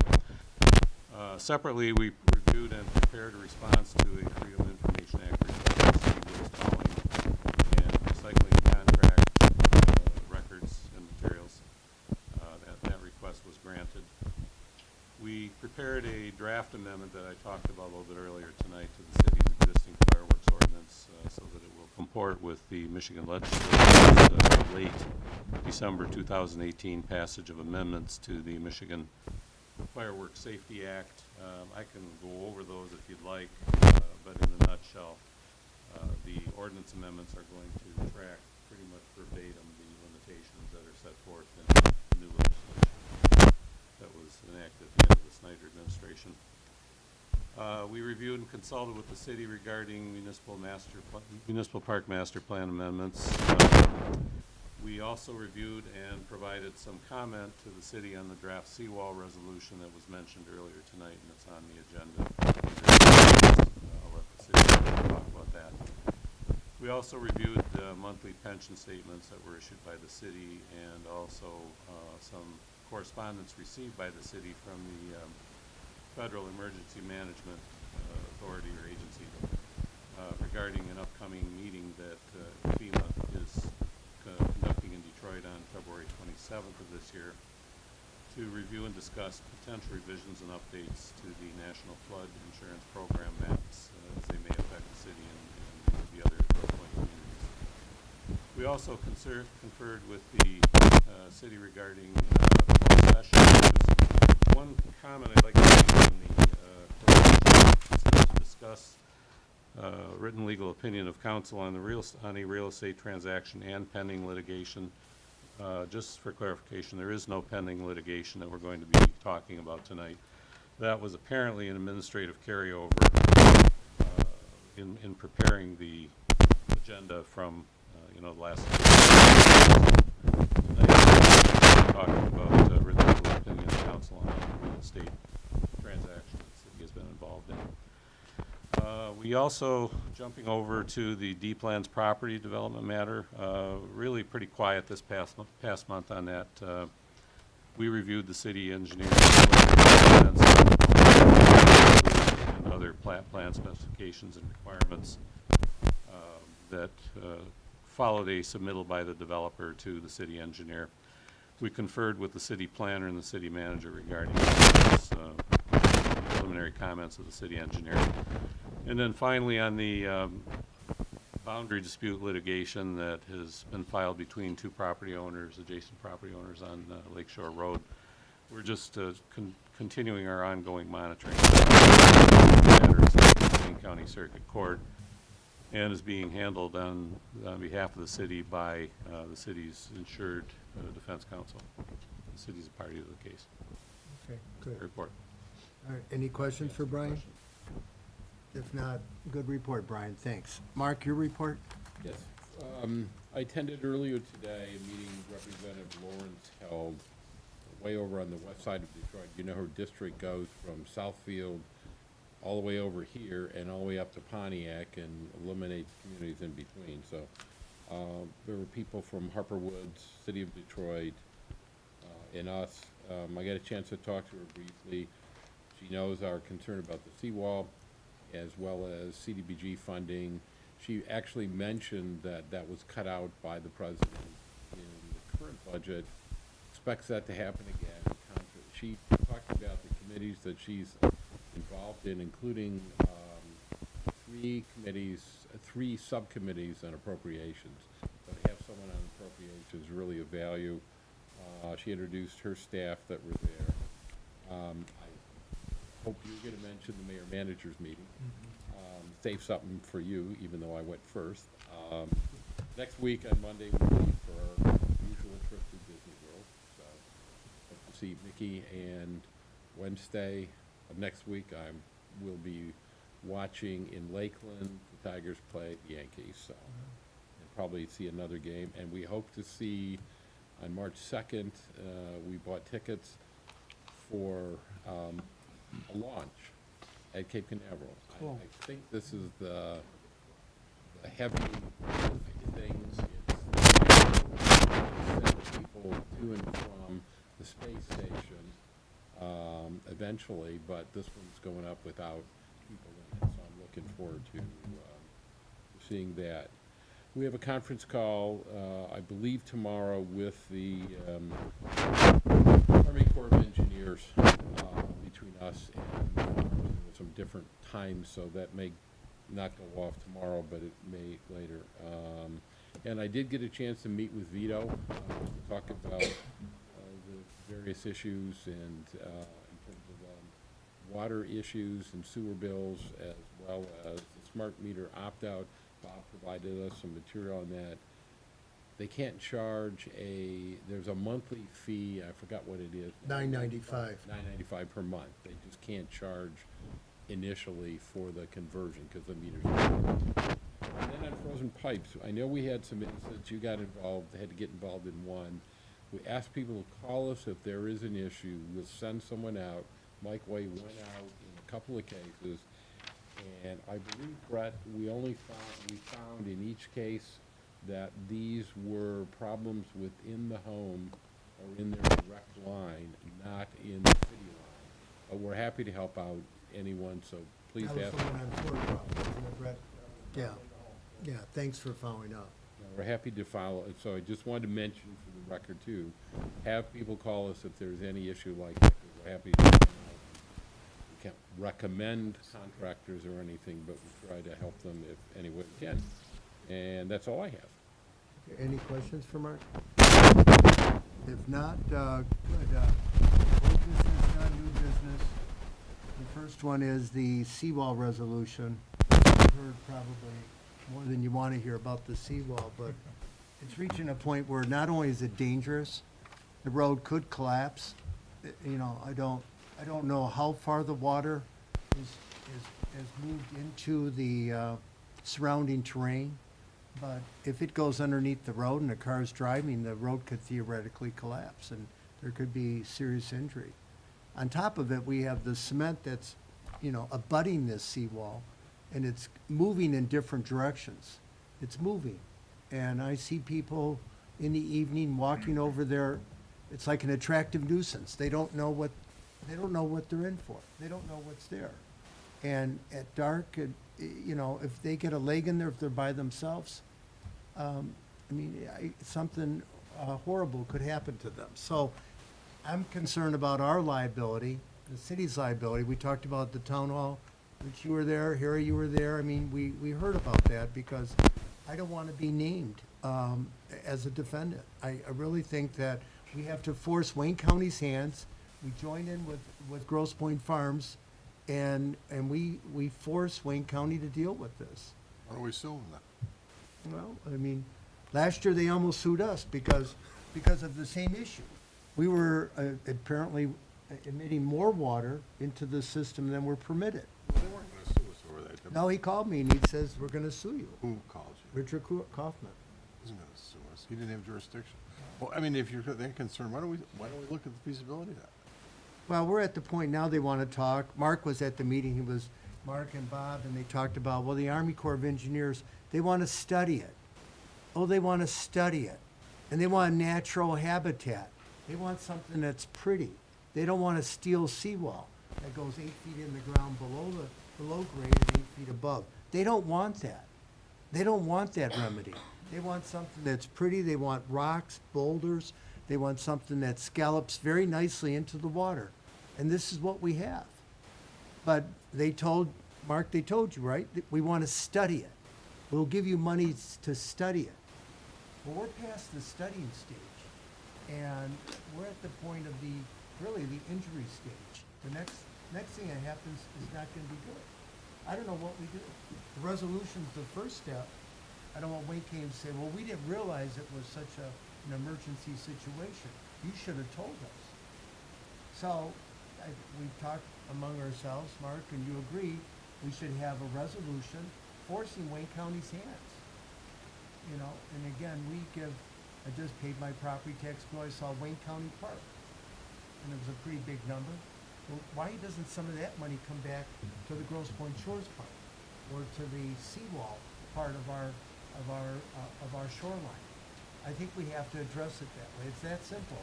Bob, you've been estimated there's 100 feet of seawall that's not there. 100 feet. Well, about 6 or 7 breaches in that.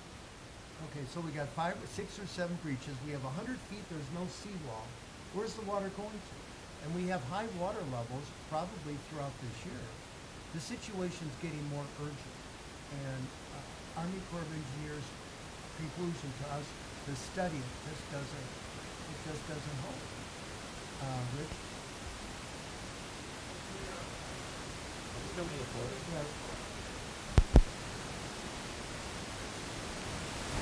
Well, I think we turned it off anyways because of the reverb. But Mr. Mayor, Council, if you've ever been on a boat and start down by the War Memorial, actually, the seawall down by Newberry and St. Paul's Church is way worse than our problem. We've got a lot of breaches. Grosse Pointe Farms has a lot of problems. But my point is was it about 20 years ago, maybe 25 years ago, south of Vernier Road is a Wayne County, Lakeshore is Wayne County. It's owned by Wayne County. And it was very bad. It was really deteriorated. Grosse Pointe Shores entered into a cost sharing with Wayne County. And I don't remember the numbers, but it wasn't a lot. Because it was the same situation then that as the seawall is today. Wayne County says, we're not going to repave your road. We're not going to repave your road. Grosse Pointe Shores entered into an agreement where they paid a small amount. Wayne County came in, repaved the road. Grosse Pointe Farms held tight, and they would not pay for their share based on the length of the road or whatever it was at that time. I don't know if you remember, the old moms were out there with that cold asphalt, patching the roads themselves, and they were mothers against potholes, and it was in the Grosse Pointe News and the whole thing. Well, Grosse Pointe Farms finally ended up paying a small portion as well, and Wayne County paved the road.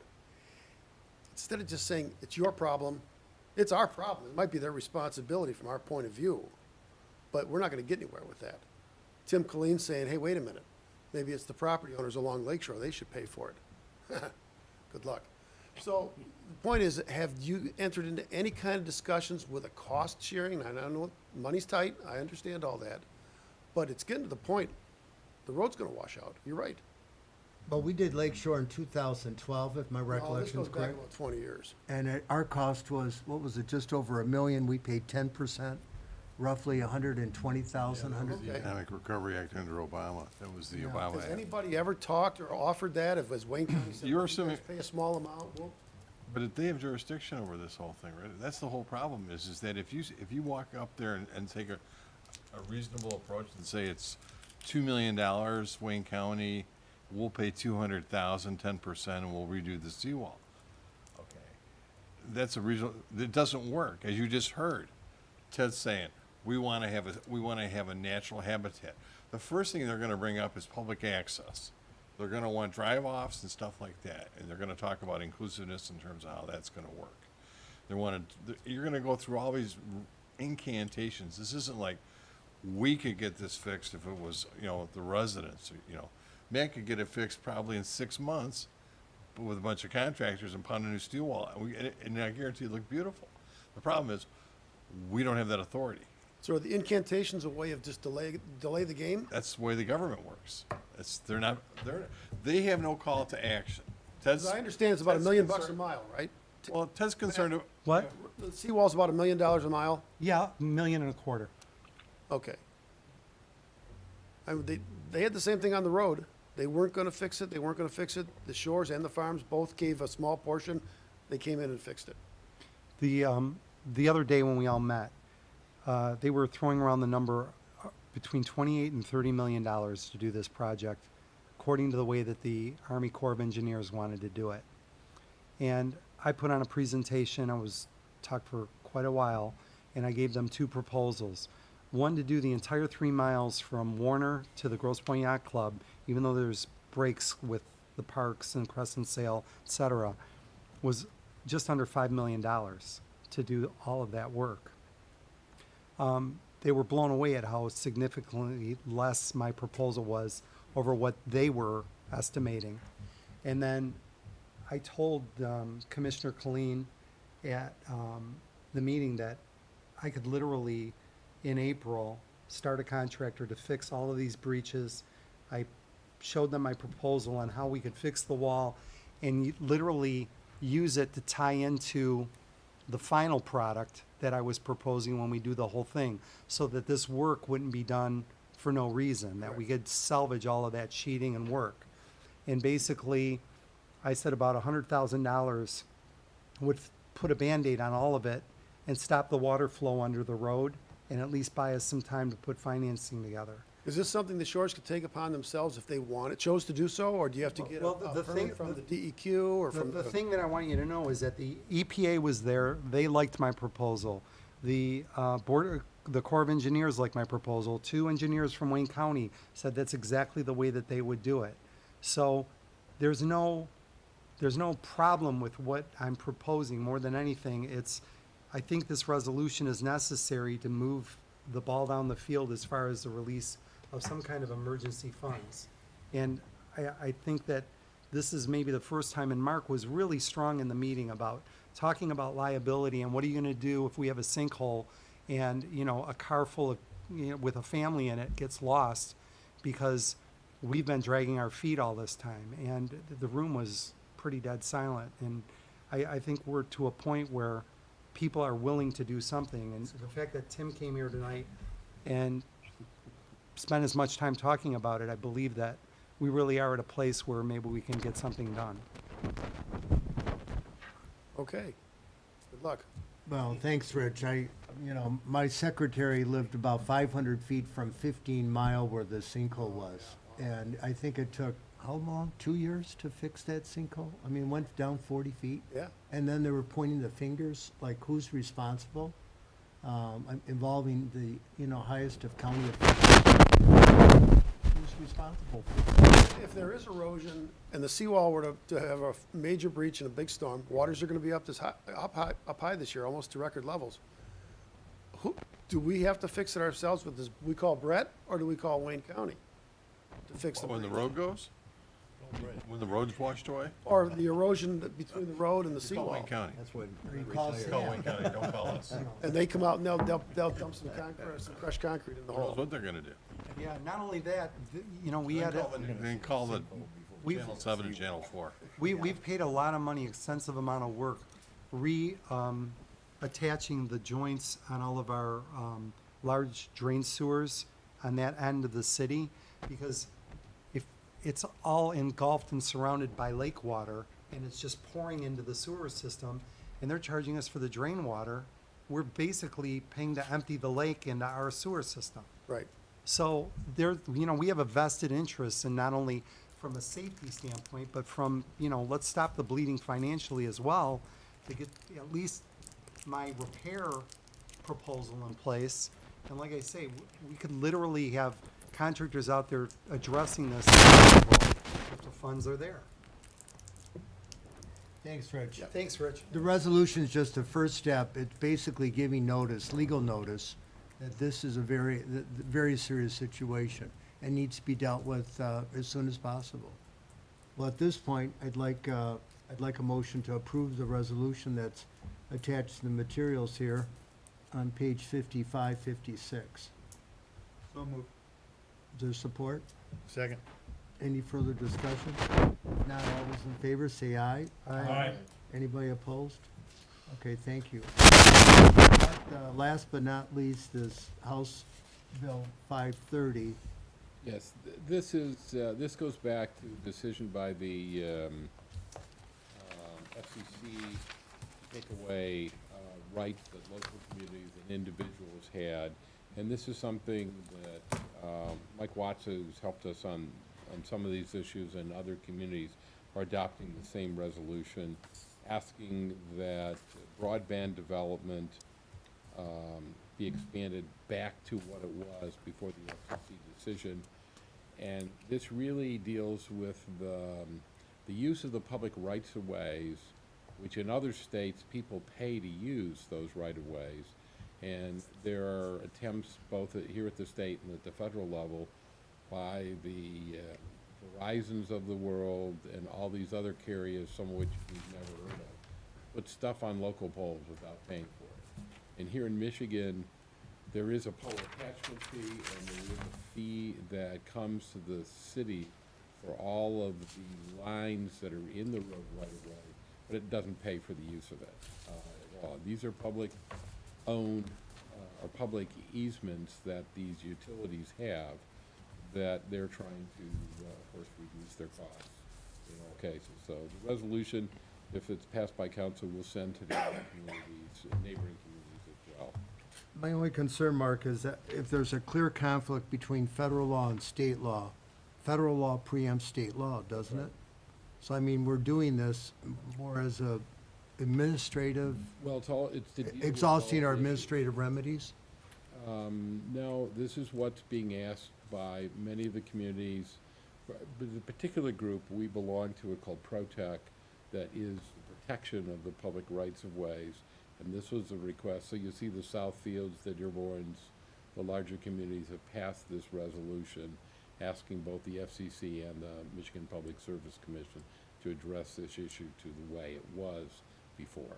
Okay, okay. Is there a motion to approve this resolution? In support of local zoning? Is there support? Any further discussion? If not, all those in favor say aye. Aye. Anybody opposed? Okay, thank you. Any public comment at this point? Dan, please come forward. And thanks for attending the town hall. Yeah, no, it was You're great. sitting on the opposite side of me. I didn't get a chance to talk to you. No, it was great. There were a lot of good comments. I have a recommendation on a survey. Sometimes with surveys, you're kind of Excuse me, Damn. I'm sorry, how do you spell your last name? RITTER. Sometimes you're kind of damned if you do, damned if you don't. Where if it's too open-ended, you get ideas that run a wide gambit. So, you know, you're a member of the DAC, and there are surveys that come out periodically, and the time that goes into even developing the questions is pretty important to them. So I think honing it down to something that we think are within reason of what we can do, then focuses our attention on things that, you know, we can financially afford or feasible, et cetera. And it can be multiple year, but something to consider. I would like to thank your team and the water team. I had one of those meters put in. Oh. And they're the friendliest, nicest people in the world. And thanks to the Public Safety Department too. I think it's great that you're warning people that their garage doors are open and things like that. That's why we live here. People like me. Yeah, like me too. But the one thing I did want to bring up, and it relates to the water and the meters, got me thinking about this. My water bill in the summer is large, in part because I'm fastidious about my lawn, and I throw all that water on the lawn that doesn't go through the waste pipes. Is there a consideration, or would the city consider doing multiple meters where one is set up for things like watering your lawn, so you don't have to pay the waste side of the water fee, which would save, you know, the residents quite a bit of money? Someone like me, I'd probably be willing to put in the meter at my own cost just to have a separate meter running to the sprinkler system. I don't know if the city's considered that. A lot of other municipalities do it. So. Have we considered that, Mark? Yes. There are some communities that do it, not a lot. There's not a lot in the DW, well, now, what are the Great Lakes Water Authority to do it. The problem is, the way we get billed for all water, we're on deduct meters in Grosse Pointe Woods. We get billed for all water purchased that goes through their meter that comes to our system. We also get billed by, in essence, used to be Wayne County, it's now the Southeast Macomb Sanitary District, for all water that is metered that goes back. So you pay our water, the sewer part of the bill is the gas meter. I'll be happy to give you my card and we can talk more about it. Yeah. Okay. The only way to do it, as you suggested, is you end up, somebody else subsidizes the thing, because we pay a sewer charge for all water that we purchase. So even though and then there's been some challenges to those communities, we have a completely separated system that we went through in the 90s and separated water and sewer. We used to have just one that went like Grosse Pointe Woods or some of the other communities around. But we also have what's known as a wet system, meaning all of those old joints, and Matt mentioned them earlier, we were pumping the lake at one location just down here. Huge increase in our usage, water going back for treatment into the system. So it's to our advantage to have a separated system. However, with all the old joints, we get rainwater and everything else that goes back in to the system that we pay also. In essence, it used to be Wayne County to treat, and it all goes down to the treatment plant. But I'll give you my card, be happy to talk to you about it. Yeah, thanks. Mark, I have a question.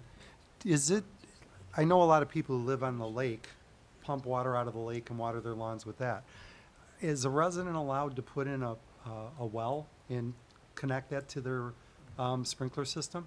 Yes and no. Yes, in that you have to get a permit from Wayne County Health Department, and it has to be completely separated. That's why, for example, on all the sprinkler systems that are put in, you have to have backflow preventers and things like that would not allow the system to siphon back and forth between the two. So where my sprinkler system interfaces with my water system, if that right there at that point is connected to a well that I put in, I mean, you can hit water in about 12 feet here. Sometimes, yes. Yeah, and maybe that's the route to go, is to put in a well. But and you have to get a permit. From Yeah, Wayne and County water your lawn with lake water. And a resident, a friend of both of ours, called me today on that very point. So, lives on Sunnydale. Dan, I think your point, I was just looking at our financial statement, our water purchase, our wholesale cost was $663,000. Our sewer disposal fee is $734,000. So it's almost a one-to-one relationship. Well, the sewage is more than the water. Mhm. Yeah, so I mean, that's, that's our wholesale cost, but, so. We're cleaning the lake Yeah, out. but a good point, Dan, a good point, and I think that there was some people asking about, the lakeshore owners, whether or not that they can avail of themselves. Some of the ones I think already pump, Yes. And we do too, and that's why sometimes when the timers go off wrong and we're watering during the day, people call and Right. remind us about that. Because those are pumped out with two special pumps, from the lake, both in the north end and south end, right out of the lake. Okay. That's how we water the medians, which are Wayne County Oh. medians as well. good comment, Dan. And one last thing, Dan, on the survey, I had sent out this, email to all the people that indicated, and Rob Squires was kind enough to respond to me and attach the survey that they had put together from the Grosse Pointe Shores Improvement Foundation from, November of 17. It never was sent out to the residents, but he let me know who was the creator of that, PDF document, and, I've put in a call to him, and I'm hoping that we can basically use that as a template and modify it, but I have a copy of it that I can circulate. It's really well done. It looks like something you would, have a survey company, put together. And, what I would like to try to attempt to do anyways, is try this and make it available to people as a link that they can download off of the city website, email it to all the residents who email addresses we happen to have, and then those who require snail mail, great, we can send it to them. But, try and send this thing out, get the data back and give it over to Doug so that we can, compile that data and really come up with a list of priorities. But I just think, I would love to be able to call JD Power and say, here's, $25,000, we need a survey. We're just not in that position. So I'm gonna try to do this as professionally as we can and as non-slanted as we can, and just basically say, under the park, how do you feel about a new pool? Strongly disagree, kind of agree, neutral, to all the way to, strongly agree. And we'll just have to let people rate it, and we'll just give them a laundry list of amenities based on where the master plan is right now. And then we can start putting together a list of priorities. Doug's committee can do that, and we can report that data back. So that's at least the initial approach. So,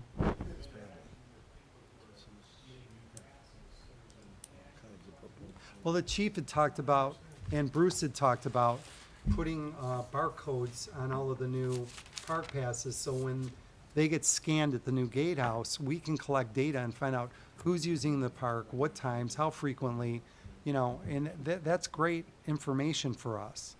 And, right.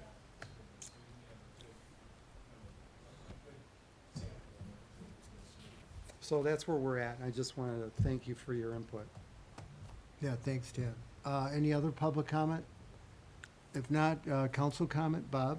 Yeah, I'd like to go back to what Patricia was talking about, CBG funds.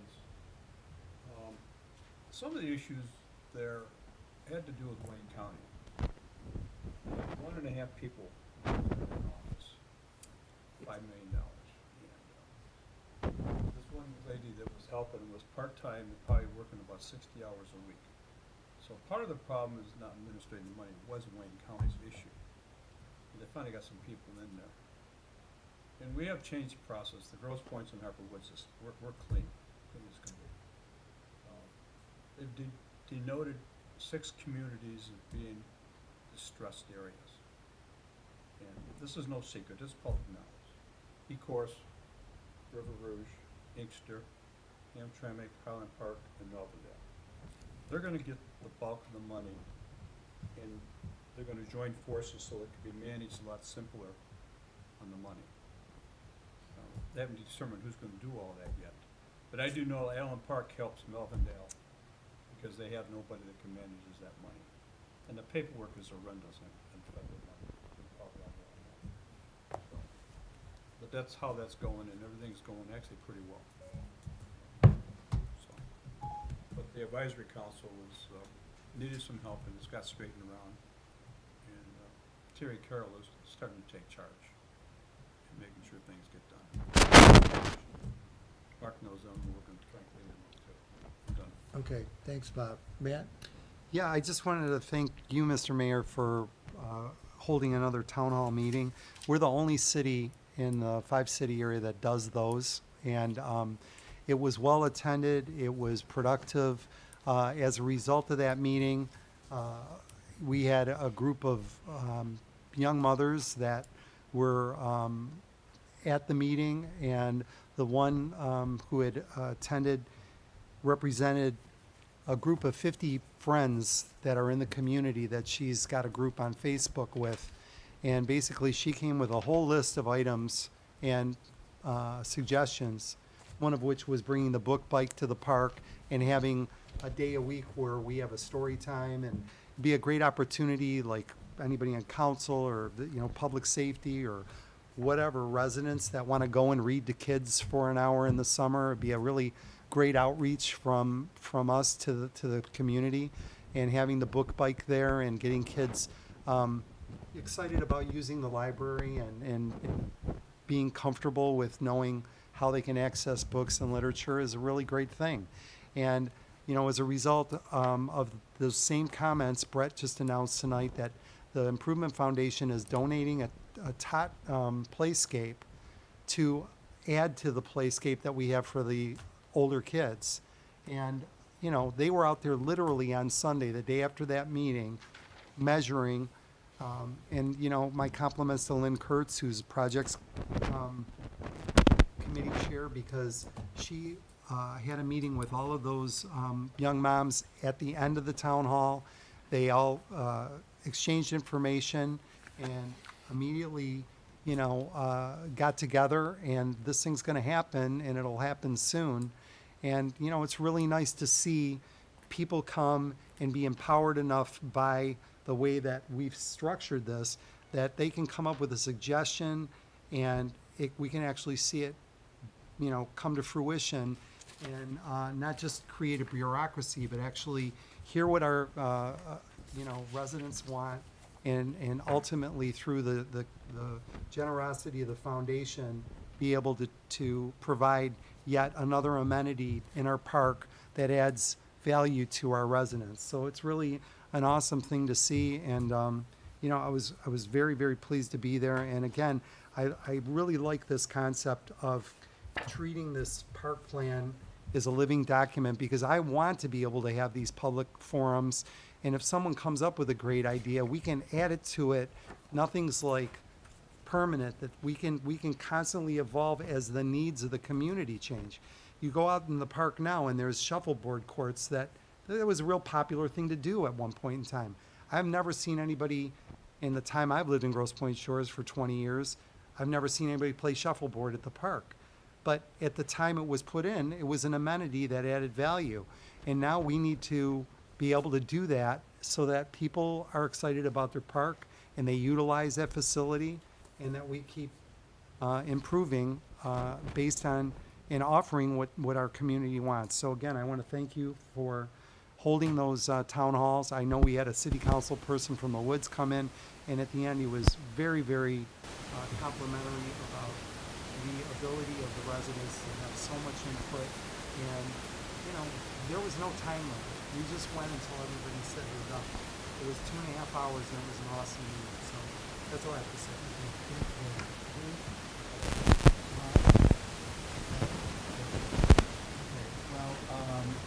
Mark, I want to talk about the mayor-manager meeting we held. It was hosted by Grosse Pointe City. We really discussed the seawall in front of representatives from Wayne County, and Brenda Lawrence's office, and SEMCOG. We also talked about our PEG fees. We just again approved that PEG fee going, to the War Memorial. And of course, you were hearing the sound effects of our sound system today. We talked a little bit about Rocket Fiber. The Grosse Pointe Public Schools is going through with it.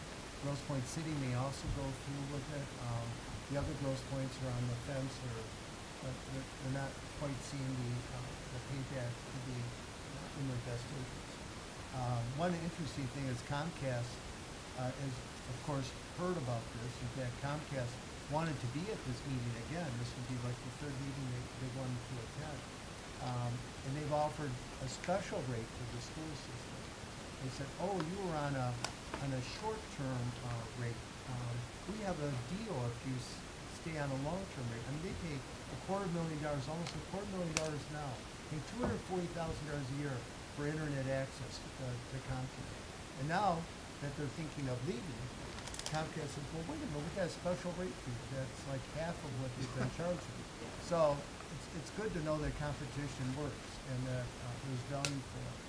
At that meeting, Eric Sabri was there. He's the Wayne County Treasurer, and he gave us a list of all the properties and all of the gross points that were subject to forfeiture for not paying property taxes. Fortunately, our community was not one of them.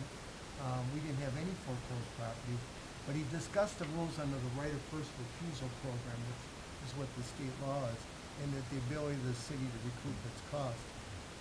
The representatives of Brenda Lawrence, that was the day of the funeral for John Dingell in Washington, D.C., but she sent two delegates, two representatives to meet with us, all the gross points to indicate that if there's something that we're concerned about, to let them know, and they'll help us. And SEMCOG reps were also there to discuss the member services that they provide.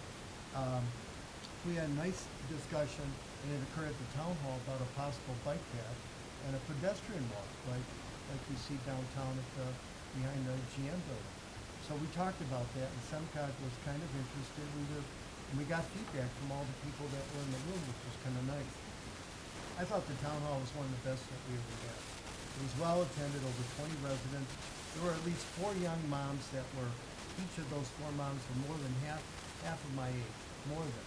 And like Harry, there was a young mom behind you, there was a young mom behind me. We're at opposite ends of the room. And I just like the interchange coming from and the young mom behind me says, I represent the opinions of 30 households. I think the young lady behind you, she said, I represent the viewpoints of 50 residents. So I mean, they were there singularly as 4 people, but they were there almost what the proximity represents, over 120 different Grosse Pointe Shores residents. I just thought we had some wonderful conversation. We first started talking, Brett, thanks for being patient about the tight finances that we're looking at for the next couple of years with Grosse Pointe Shores. We talked about the seawall, probably maybe more than we needed to, but the young moms then brought up the need for a seasonal park manager. And that's something that it's been on our radar, somebody that we've been looking for to help coordinate the programming that's going on. We have all these different activities, but they're not really well coordinated. And people don't keep their calendars. Some of the people at the town hall said, I didn't know you were having a town hall. I didn't see it on Channel 12, or I didn't know about it. And it's in our calendar, but they don't have the calendar. And they said, well, we sent, I think you said, or Doug said, well, we sent out a broadcast, a monthly broadcast. I didn't get it on the monthly broadcast. So there's a disconnect in our community, and it's really, I think, a lack of communication on our part. That's one thing I learned at that meeting. When I walked away, not that I wanted to create a committee to create a committee, just to do it, but we need to have a committee for communication and technology, like the DAC does, a communications committee. We had some of the young moms that were there, and they said they would volunteer to help it. I found out we had a Facebook page, but not really, we really don't. We do and we don't. And we could be communicating so much better with the residents, the younger residents, who are certainly more technologically savvy than I am. But I think that was the one take I had as I was driving to my office to work, but is that we need to do a better job. And so I'm going to invite people from the public, including those 4 young moms, to come forward and to see if it makes sense to create this committee, Communications and Technology Committee, so that we can reach out to the public in a better way. It costs us over $9,000 a year just to produce our calendar, roughly about $9,000. And if people aren't finding when things are occurring, we need to do a better job. And like I said here at the town hall, the future wasn't you and I. The future was the two young moms behind you and behind me. And, like I said, I was thrilled by the town hall. We also talked about utilizing the resources of the community at little or no cost, like the Grosse Pointe Symphony, like the park, the library system, having the book carts, having the Grosse Pointe Symphony, having the Grosse Pointe North Spirit Band, having the Grosse Pointe North Pep Band, and maybe even the Grosse Pointe South Band as well. Bring them to the community, have events at the community. This would be better orchestrated, no pun intended, by a park director, but somebody needing to put the pieces together. The bottom line, we can do better, and we're going to strive to do better this year with the park, with the harbor. I mean, it's just, the view everyone said is, I love the park. I love the park. We have the best park. So with your help, we'll make it the best park, you know, and the toddler park, the toddler lot with shorter fencing, the smaller picnic tables. Someone said about the splash pad, the water's too cold. Then another young mom said, my kids don't care. That water's great. And so it was, just a lot of energy. What was good about it, I mean, after that, even though it was 2.5 hours, I felt very energized after that town hall. And it was because of the youth and the young families that they're bringing to this city. So, you know, again, we can do more, we're going to do better, we're going to strive to do better, but, you know, I thank everyone who was coming and came. Dan, you were there. Brett, you were there. I mean, we had a really nice turnout. And so, well, now we're going to have a closed session, and it's going to be to review really a legal opinion dealing with the proceeds from that which was done from the sale of the lot. At this point, I need a roll call vote to go into closed session. Councilmember Barrett? Here. Or, in favor of? Yes. I mean, yes, Mayor Pro Tem Disball? Yes. Councilmember Ellis? Councilmember Gazelle? Yes. Mayor Kiersky? Yes. Councilmember Cusick? Yep. Councilmember Seaver? Yes. I have a 5-minute recess. Yeah, we'll have a 5-minute recess. Our next council meeting, if you don't want to come back, is March 9th.